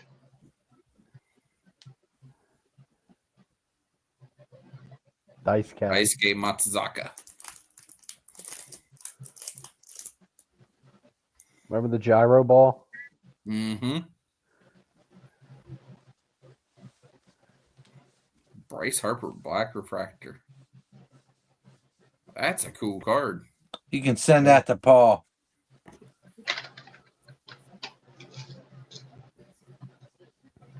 The Canadian, or one of them. Yeah, he has a love for Mr. Harper. Billy Madison's favorite Yeah, player. Rudo. Yeah. Mel.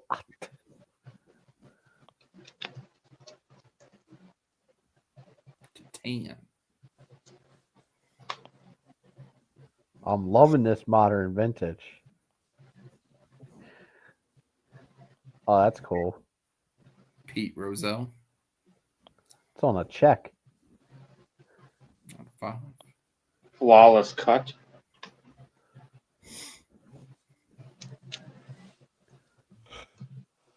Look at that signature. That's Good old clean. Marty Marion. I can honestly say I've never heard of him or seen that signature. Steve pulled out of the same box as that Babe Ruth. Yeah, I'm that pretty patch. certain that Yep. stupid patch like a cardinal head. Yep. That'd be the person. Dr. J. Is that Ralph Sampson? No. I was kidding, folks, for those who were paying attention.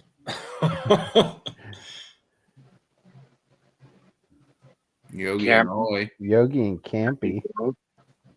Yeah, but who's the Is it Relic? who's Camp? who's Camp. the memorabilia belong to?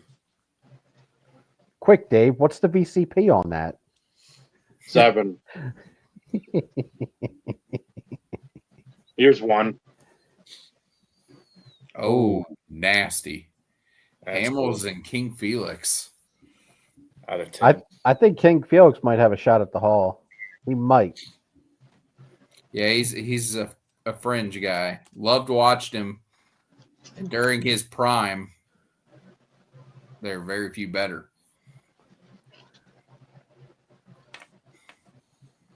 Marion Motley. Now, sit down, Ed. Uh-oh. I've shown this before, and people are always excited because it's one of my favorite cards because of the set, the patch, the player. I'll go in the back first. Oh, this is going to be paint patch of that eagle. We got a beak. Oh, shit. Awesome wing.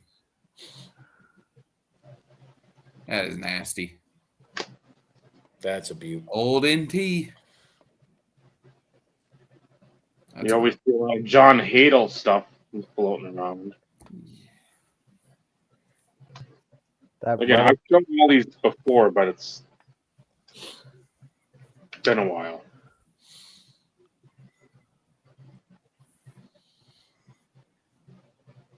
Is it Detlef? It is. Pre-Indiana.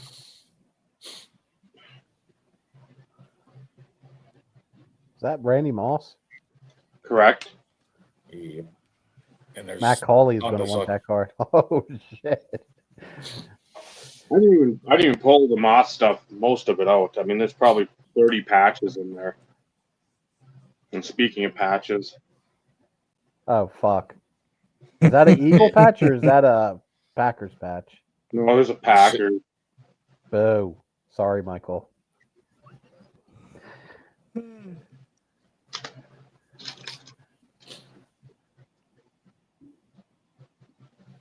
Can't be.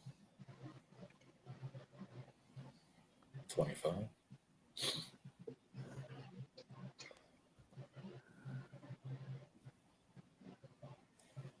Why the hell is that not in a top loader, Dave? Organization. It's my goal every year. You see where I get with it every year. My What point. year is that? I can't see. What year is that? Frankie Fritch. Or Fritch. 04, 05. I was going to say I can't even read it. My eyes have finally gotten that bad. And again, I think it was you or Joey said one of these is, I don't even know if I took the other one out. A fake. It's got to be. You got this one? Yeah, Oh, that's the no Newski. good. And then That one is good, and that is very nice. That's always, to me, going to be his best autograph is the Upper Wait, Deck the Legends. second one was UD, right? Yeah, Yeah, the the Upper Deck Legends. that 97. Yeah, the big 97 set. Ooh, I got that card. That's a nice one. Robin Roberts. Oh, that's sweet. Maris. With the pinstripe. So the modern. Is that Babe Ruth? It is. You are correct. That's a great card. I love that set. Another Campy. And then Joe, I'm sure he's not around because it's late for him. Oh, damn. You know the doc will watch this. Over his coffee tomorrow morning. That's sat in a pile at my place for quite some time. So, yeah, that's some of the highlights. I mean, there's plenty more. But Yeah, a ton. Oh, we got some more. We got some color. Oh, hold on, Vincenzo. You don't have to make it big. Oh, That's damn. nasty PMG. Purple? Or is it pink? I think it's That's pink. purple. That's his past. This is 24-25 Upper Deck Company for the employees. Okay. So Is it me or my eyes going bad? But I really thought that was pink. it's more pink than purple, Ed. But it's like a fuchsia or whatever you want. Yeah, I was going to say, they probably call it magenta. this is a nice one. Stature is such a nice set. That's the blue to 99. I haven't bought much.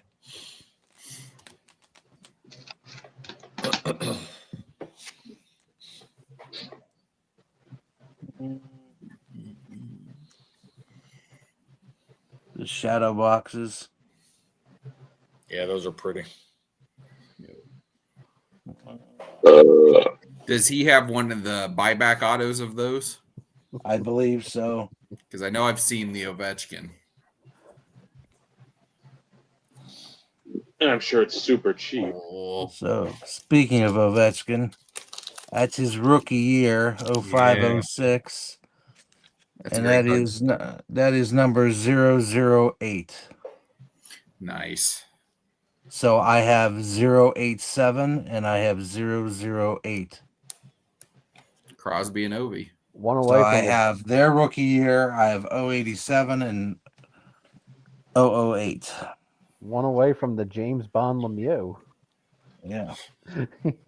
So all I need is the 066 for that. And I think I have a couple of those now. So Nice.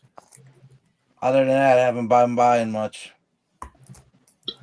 Your Christmas boxes are behind me. Vinny, this is insanely random, but any Cordell Stewart in that room? No Cordells. I got one of these that came. Real So we quick. know- He's not looking. I saw the box. Yeah, that's yours. Why? Because it's in there. Why? Because it's in a box. It's where it got put. Ed's is there. Yours is there. Michael's is over there. Brad's is over there. Bob's. Who else is over there? Tyrone. I'm working on that one. Ty, I owe you opening thing, but it's been a hectic couple months. Vinny's, yours is over here. Vinny, yours is over here. Vinny, oh yes, because that's all I have. At this rate, nobody's getting anything from me because I just keep buying for myself. Hey, which is fine. That's fine by me. How many times have we had to say that before? Shit. Rogers is just so affordable right now, and I love it. I'm waiting for something in a Steelers uniform that pops out at me. Yeah. I've been looking at his rookies. Like, you can get a chrome rookie in a like PSA 8 for like You already have $40. one. Huh? Yeah, they're cheap. Oh yeah, I know, but I probably should pick up one too. I kind of want an autograph because he was like the top 3 quarterback for like almost a decade. Yep. I enjoy watching him for Pittsburgh. I like him. Yeah, he had a good game against the Bengals. Where's our defense? The guy that we're paying all this freaking money to. TJ Watt has disappeared in a lot of games. I hope he misses one more because Sunday night against the Packers, I don't want to see him smoking love. Yeah. He threw the ball like 60 plus yards on that last play. And it was in the end zone. 68.5. It's crazy. If our defense would show up, ain't too many teams going to beat that. And he's leading the NFL in touchdown passes. Those Thursday night games are always high scoring and they're always like very random. If you're ever doing sports betting, always take the over on those games. Right. Yeah, because even if it's 2 dud teams, neither one of them can stop the other, and they just happen to score touchdowns. I think it's because most of the Eagles got smoked against the Giants on Thursday, and that was easily their worst game of the year.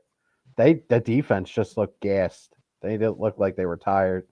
Yeah, I feel like that's the most cases for like all these teams. Mm-hmm. Like Bengals Steelers, there was like no defense in that game. No. I like to get that Frenchie Fuqua. Yeah, my aunt has these Steeler glasses from the 70s from McDonald's. And every time I go there, I there's one with Dirt Winston on it, and I always grab those glasses to drink out of when I visit them in Pennsylvania. They're always, the Steeler ones are all sitting on the second shelf, so that's the one I always grab. That's my go-to. Frenchie's on one of them. Then somewhere in there is, did they have Stoney's beer in Philadelphia, Ed? I don't think so. That name doesn't ring a Stoney's bell. was a local thing. It looked like the guy from the Monopoly Man without the hat and a big puffy mustache. My dad had like 4 or 5 cases of Stoney's beer, and they actually, when you closed them, it actually sealed. So he got those glasses from Burger King that were the Star Wars ones. He has 3 or 4 of those sitting around with the Star Wars glasses. So have to find those one day when I'm visiting. So I'm at least down to 41 cards needed for the set. 9 That's cards. Good. 9 cards filled holes on the WNBA Prism set. Which means I'm still probably going to be short. It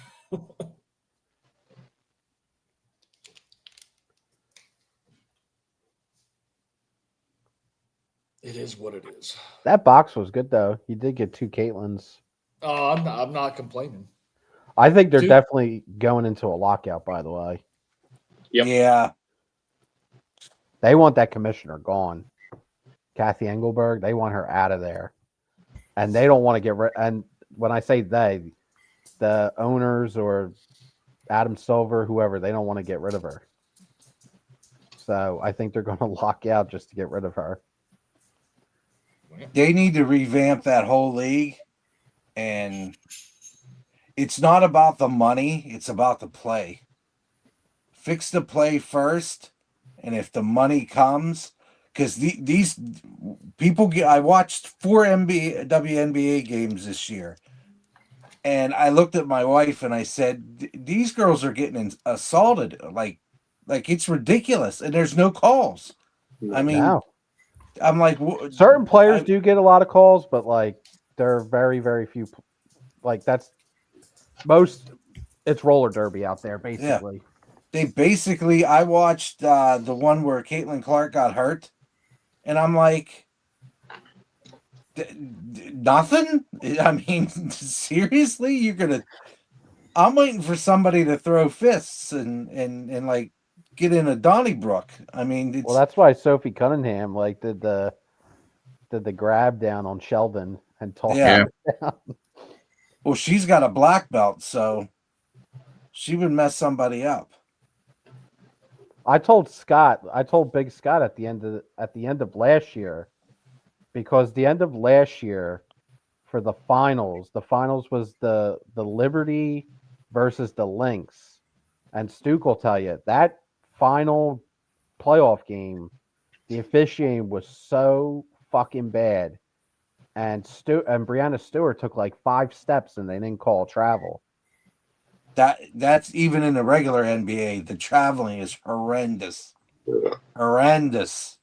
And I'm like, I remember telling Big Scott, I'm like, they need to clean this officiating up, because the more people that are watching, it's not going to be acceptable to watch a game and just see like really poor officiating, or people getting like punched in the head or smacked around the court. Like they're not going to be interested in watching that kind of basketball. Why I quit watching the NBA? And it was worse this year, the officiating. That's why you saw like pretty much every major player in the WNBA got hurt this year.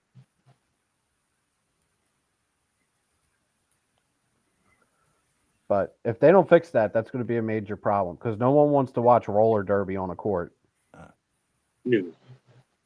It's the same thing with the new women's soccer league.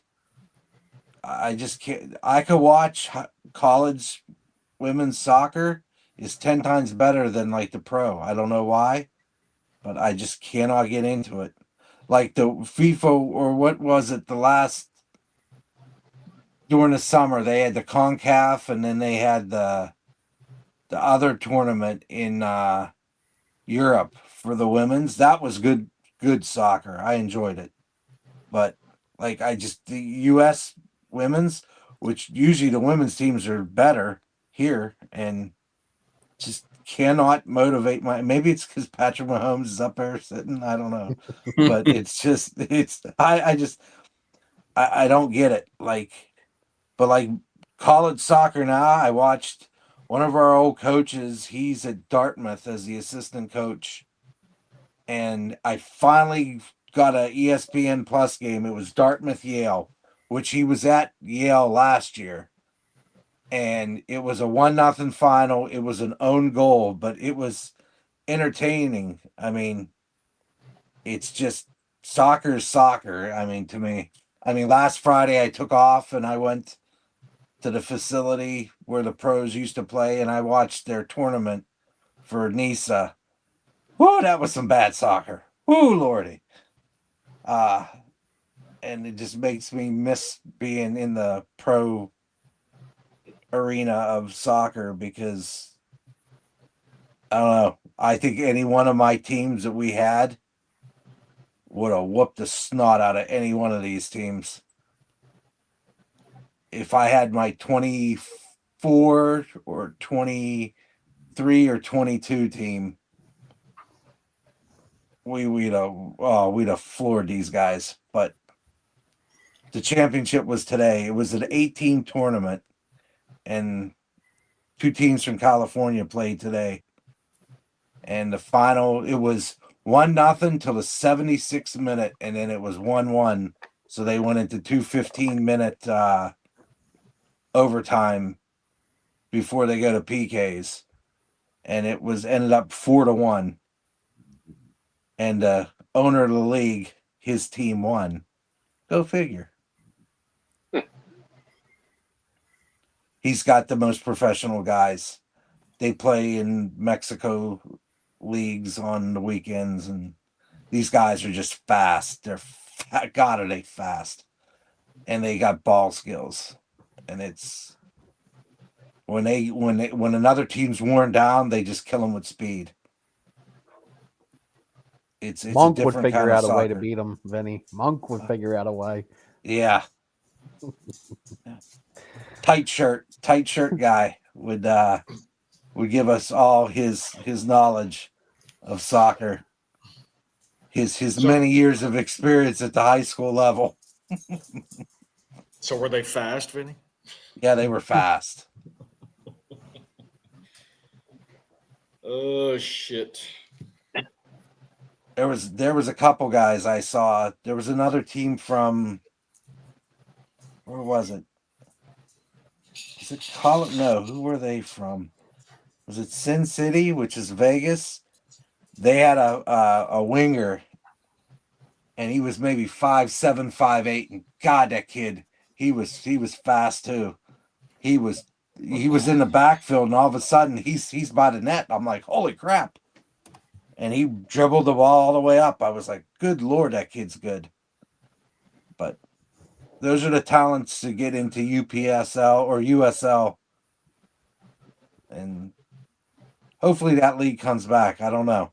We'll see.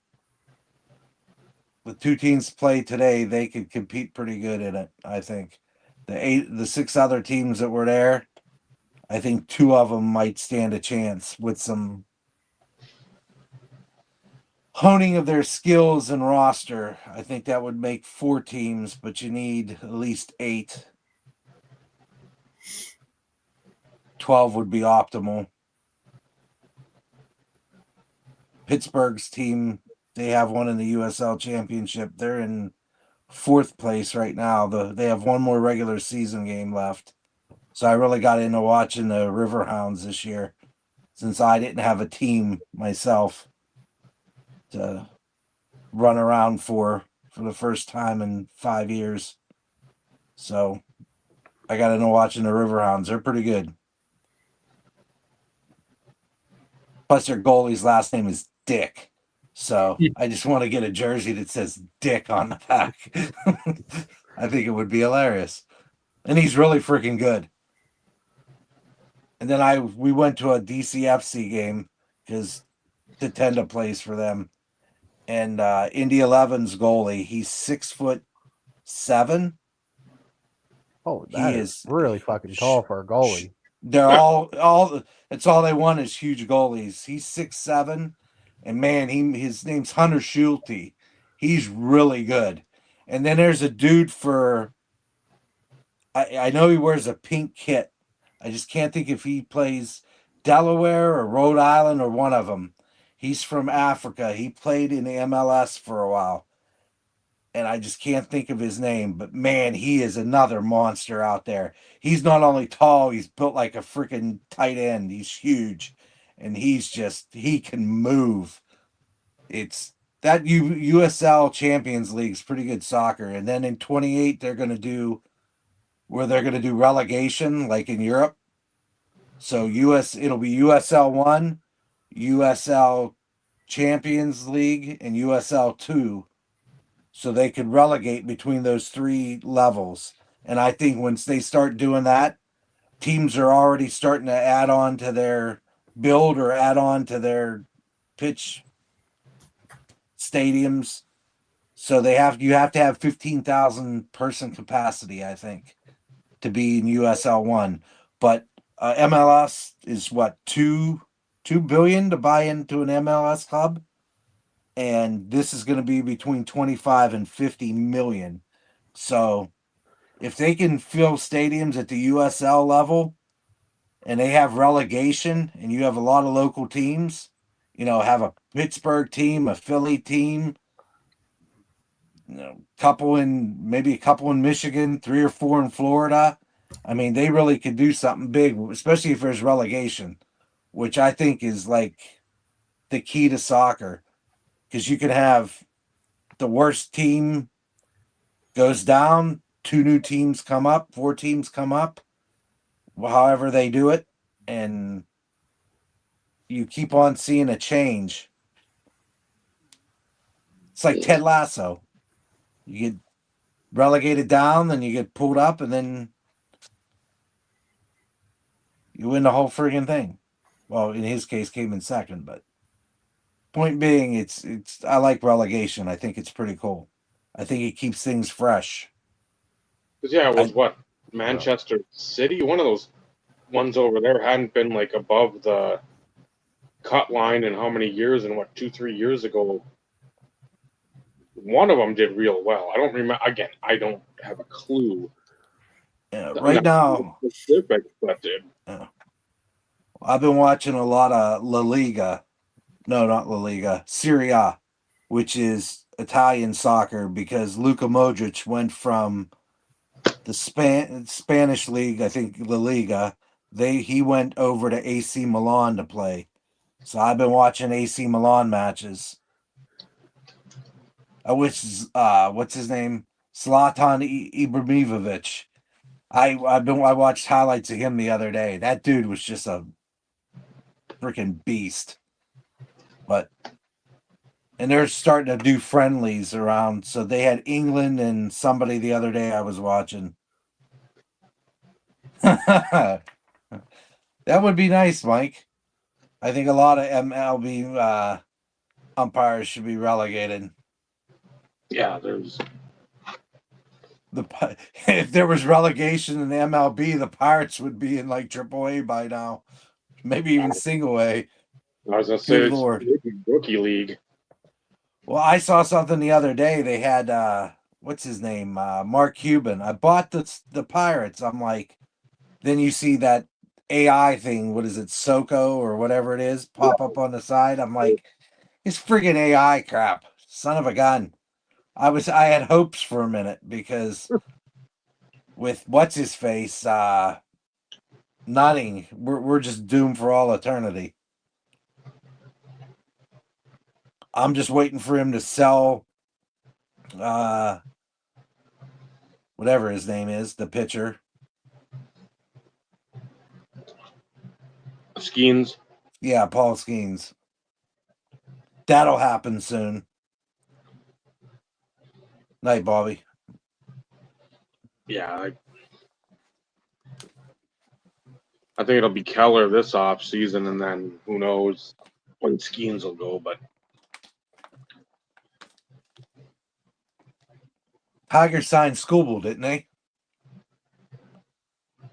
I think I saw. No, they didn't. I thought they signed him the other day. No, they showed that after the 24 season, after last season, they offered him 4 years, $100 million.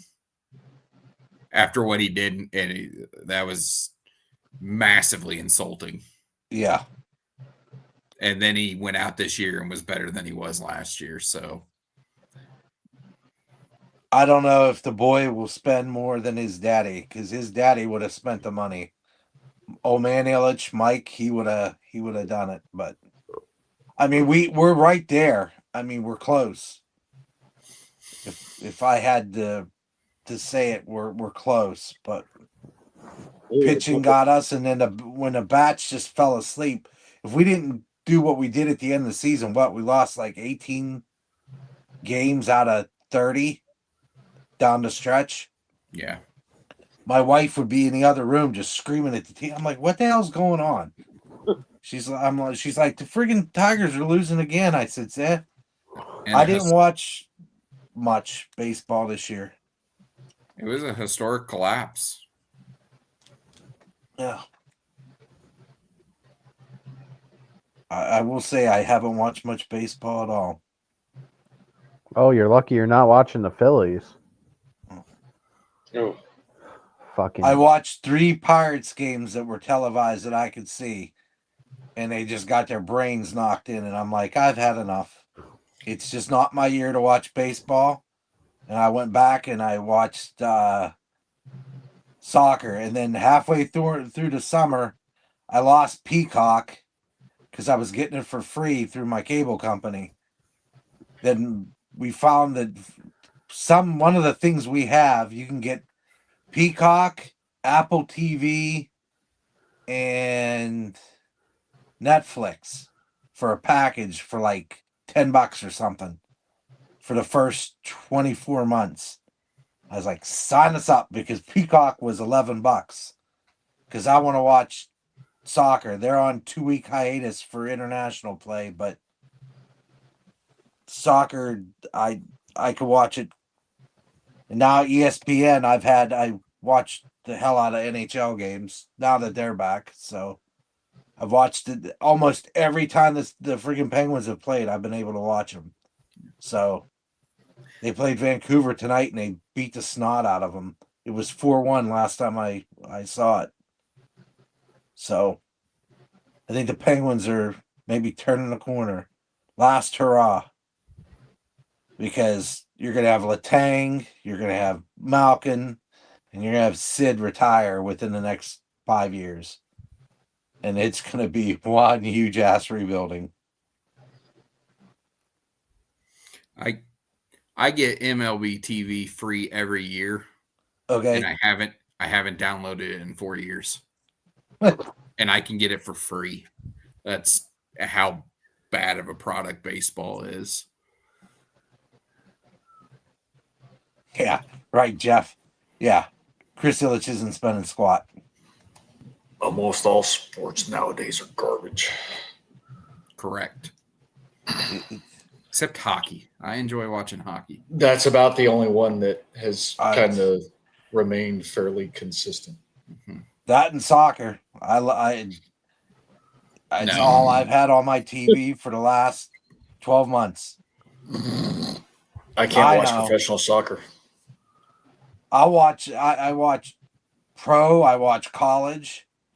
And it's one of Cece's coaches during the summer went to Portugal to train their like lower tier, the youth soccer. And we met this kid from Oakland University. That's how we met Ryko, the mad Serbian, as I call him. But we went to an Oakland match, and it was pretty decent soccer. They have a clock, though. They count down. So you know how you usually count up to 45? Well, in college, they were like counting down, and they don't do any extra time. Then you could substitute somebody in, and then at halftime, it like resets, and you could sub. I was like, whoa. I was like, these are some oddball rules. And they would stop the clock. So say if somebody got hurt on the field, they stop the clock, and then they restart it when match play starts again. I'm like, this is new to Vincenzo here. I'm like, this is very odd. I don't understand this. It's more like youth soccer than pro soccer. It was very different. So you could come out in the first and you can go back in the second. But there's rules around it. Like if you come out at a certain point, then you can't go back into the next game. So I think if you come out in the second half, you can't come back, period. So once you're substituted out in the second half, you can't come back. Don't know the rules exactly, but it rests players, I guess. You know, you got your, you can put new wheels in there, like makes it for interesting. They're not to the, you got to play 90 minutes of soccer and you maybe have 3 or 4 people come in and out. I always thought that extra time was hilarious because it seemed like they just winged it. You're like, let's go 6 more minutes. Yeah. I always try to figure it out. Like I've timed it during matches because I'll sit at the red hat table. So the fourth official's in the middle and there's a table usually behind him, and that's where the in and out board. Right. And I have 2 or 3 clocks going. So I'll have this phone, my personal phone, I have my work phone, and I have my watch. I wear a digital watch. And I'm like, 7 minutes of extra time. And he's like, 2 minutes of extra time. I'm like, what the piss? Like, I started and stopped it. I'm like, what the shit is going on here, dude? Yeah, they just make it up. I'm like, you're making this shit up. Yep. Then there was one time they're like 9 minutes of extra time. I'm like, how the hell did you come to that? Yeah. Like I had 6 minutes and you have 9. They want and then they'll stop extra time if somebody gets hurt. So really, extra time of 9 minutes could end up 13. Yeah. And then if somebody's playing the ball, yeah, it's like the last 40 seconds of an NBA game. Yeah. It's going to take 4 minutes. Yeah. At least. Yeah, at least. Last 2 minutes of a football game. Last 12. Yeah. All I know, it's good to be back. It's good to have you back. Yeah. Ed, I went to a concert on Saturday. I'm trying to think. What was the last count? I go to so many that they kind of blend together. Went to the First Avenue in Minneapolis, which is historical. Prince. I mean, they had like a thing on the side with all the stars of people that have played there. I did not see Morrissey, so I mean, sad times for Ed. But I mean, there's a lot. The Slipknot has played there. Prince. Who'd you Ray see? Charles. I mean, it's been. That place gets warm. And I think this is one of the first times I've ever felt like really old. Besides like physical like pains from work, like standing in line and hearing the people behind us like, oh, I've heard of Nirvana. Like, That's Ram? the modern vintage. Who's Ram? And the guy's like, REM? Oh, and he's just like, oh, sweet Jesus. Wait, who were you seeing again? Matt Mason. He's the one I sent in the link in the group chat. I don't know how long ago, last summer, when we went to Zach Bryan. I said, you guys need to check it out. And Steve right away, no. Okay. I sent it to Bob. I said, you need to listen to this, Robert. Please, this guy is fucking great. And he enjoyed him, but it's like, yeah, it's... I think the tickets Trista got him, it was super cheap. It was like probably like under $30 a ticket. I will tell my story of a harrowing escape and finish because we ate at Golden Corral, which I thought somebody had said that was a no-no. I don't remember who, but so we drove from. No, it wasn't even the looking in the mirror, Mike. It was just the conversation around. I'm like, oh my God. And the oh, I've heard of Metallica. I think I know who they are. I'm like, oh God damn it. What the fuck? This is why I don't go out in public. It's very rare, very rare. It makes it hard. So at Golden Corral, there was a menagerie of Menagerie. at the place. We decided to sit over in the corner. So going past this booth, black families there. I see a high chair. I see a white baby in the high chair. And I know people have things where like there's a miscarriage or something of that ilk, and whatever the case may be. But the baby isn't real. It's a doll dressed up in a high chair. Okay. So I'm like, oh God damn it. This is fucking Twilight Zone shit. And then just like listening again to the conversations. I just want to eat.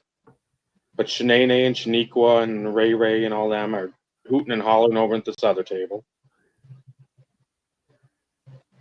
Single white mom Smith is over here talking to like her two boys that are just not listening to her. And grandma's not doing a real good job either. So I'm like, oh. Ate. Not the greatest of food, so I'm like, okay, that's learning for us. We've never been to Golden Corral, a buffet. We're always about like a buffet because more choices. So we go over again. Maplewood is on the north side of like St. Paul, going downtown Minneapolis. So about half hour-ish away, 25 minutes. Get there. So the parking ramp C is like your best friend. Okay, let's go there. It's going to be brought to you by Charmin pretty quick. So we get these. It's like I don't know, a bunch of skywalks. Gotta walk there. Okay, whatever.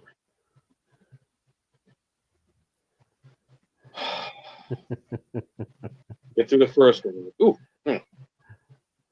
okay. About a third through the second one. Ooh, I gotta find a bathroom. Uh-oh. This is correct. Yeah, this is the correct response. So get to like the end of the second one. It's like just continuing, fucking more. I'm like, I've got to find a bathroom within minutes. So I'm looking even at like trash cans because there's nowhere to like duck in and hide. Oh my god.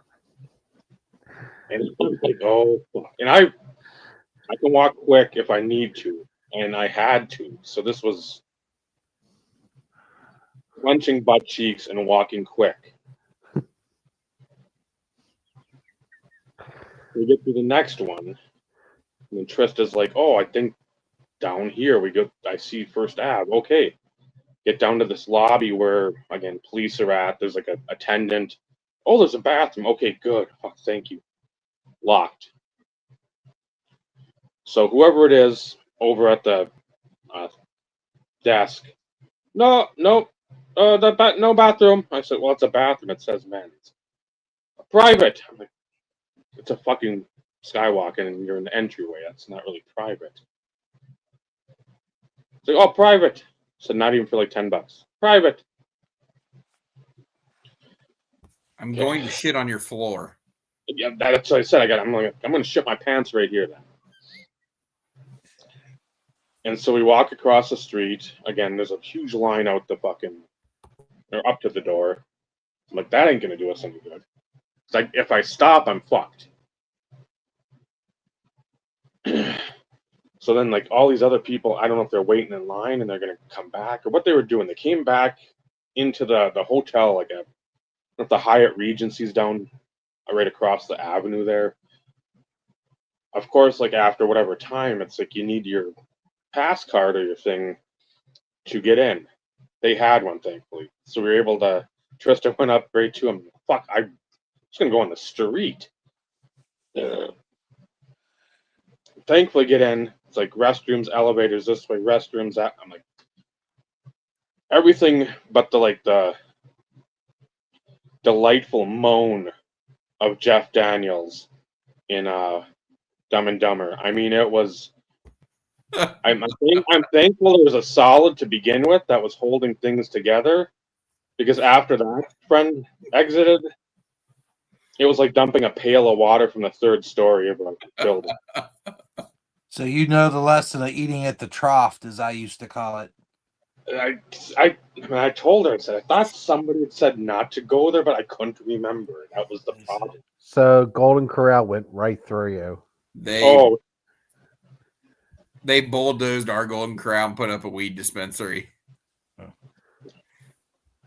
The last time I heard about the Golden Corral, I went there probably 4 years ago, 5 years ago with everybody. And everybody was like, this was horrendous. I'm like, yes, it's an experience. I've been there several times.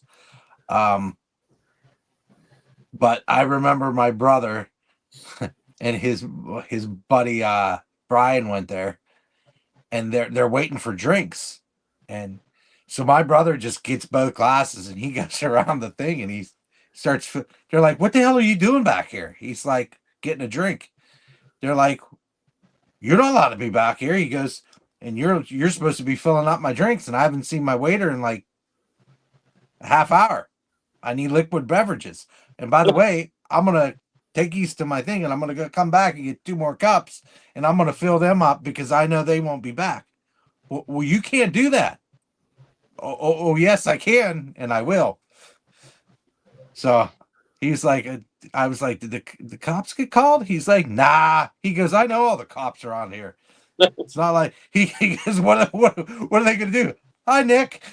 Hi, everybody. Hi, Dr. Nick. It's one of those things. It's like he go ahead and call him. And then like 6 months later, they got shut down by the the EPA or whatever it is, The health what's the food- department? health department. Yeah, I was like, So the then health they department. put in a Chinese restaurant there, Oh, but that's and then I went to that once or twice over 3 years that I was back visiting PA, and then they closed it down, EP or health department again, and then it got bulldozed. So now it's a Chick-fil-A. There you go. that's See, years ago, Golden Corral was actually fairly good. Oh, I back haven't, in the I haven't 90s, it been was in good. like I haven't been back in like a decade, and even then, it was okay. I remember when they first started doing the carving station and the grill. Yeah, Yeah. that was the 90s. I remember we had Yeah, one. it and was late. good. It was somewhere in the mid to late 90s. Yeah. What was the other one that was like that too? Ryan's. Ponderosa, that was it. Yep. Ponderosa, Ryan's, Old Country Buffet. Yeah. Ryan's was good. I never heard of OPB Ryan's. was great. Luby's. Luby's Cafeteria. There used to be one in the mall here. They're making a comeback, so I've heard. Really?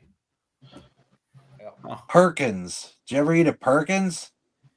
My wife and I, when we were first started dating, and I would come stay with her on the weekends, every Sunday before I would go back home, we would go eat at Perkins. I love Perkins. Yeah, I it's used to still go. good. I used to go there in the morning for breakfast, and I would get the country fried steak with hash browns and sausage and bacon and eggs, and they were looked at me. It was like $15, and I'm like, my fat ass loved it. So, Never So felt. I that's like good. Perkins is good. They I eat are. the same thing for dinner too. Country fried steak. Somehow we always end up at food at some point. Yes. Well, and in the bathroom too. So, Yeah. but if you're ever in Minneapolis and you have a chance to see whoever the hell you want to see in concert at the First Ave, that sound is by far the best I've ever heard. But again, it's super small anyway. But it was hot in there. It was fucking hot. We got the water was free. That was the good part. That's a bonus. So, and the first band wasn't terrible. Again, the hell were they called? Wells Ferrari. And again, it's I don't know how I can explain the music. Because it's not country. It's almost like more of a folk rockish type stuff. Again, if you listen to the dude, Matt Mason, Maeson, it's just good music, and got to shake hands with two of the guys in the band because we moved from where we were at because there's SRO general admission for most of it. If you're a member, you could sit on the balcony and table and a couple chairs, but we were not members, so standing around and it's just like people budging by you and I'm like, man, I'm too old for this shit. I want to sit down, and if I want to stand up, it's because I can, and I want to sit back down in the chair that's been provided for me. I don't like staying on my feet and just it's too many people. But a great spot to watch a concert. So if you're ever in Minneapolis, again, or if Morrissey goes there and you're ready to try some real food, Ed, I'll meet you down there. Not at Golden Corral though. Yeah, that's a big no. So big shout out to the person that works the bathroom at whatever the Hyatt, because the one roll of toilet paper was at the end. The next one was jammed up in there, so it was like coming out like 2 squares at a time. So. On that note, Yeah. I'm going to go to bed. Somebody's going to remain nameless, but somebody at the National used the Embassy Suites bathroom like when they were kicking everyone out, and they said they destroyed it. Like they're like, I'm pretty sure they're gonna need a plumber after that. I'm like, So I think it's time to end this shit show. Dave, wrap us up. Literally. Black Bear Casino, we went to have another buffet. I go to the bathroom again. Somebody threw up in the shitter. So Oh, No luck for Dave. no,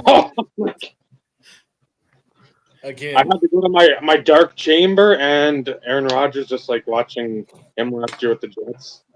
It was a shit show. see, So, this is why I have a phobia of public restrooms. I don't like him at all, but at the same time, I'm like, I what am I gonna do? A man of my carriage and my intestinal fortitude, I don't have the luxury and option of like, I'll pick and no. When I gotta go, it's how close is it, and how long will it take me to get there? So again. go, Ed, Michael, Vincenzo, Steve, Dave, IRP 250 in the books. Again, thank you all for being part of this journey. Dealing with the nonsense that you just heard. I mean, you're not going to find that with Mojo, Homac, Floating Head. No, and obviously shouldn't be finding it anywhere else, but that's the kind of content and quality conversation we'll bring you here. So, it's called Remember- class. remember, collecting cards, wonderful hobby. It's the proximity of the public restroom that really matters. Good night, everyone. Good night, everybody. Good night. Good night.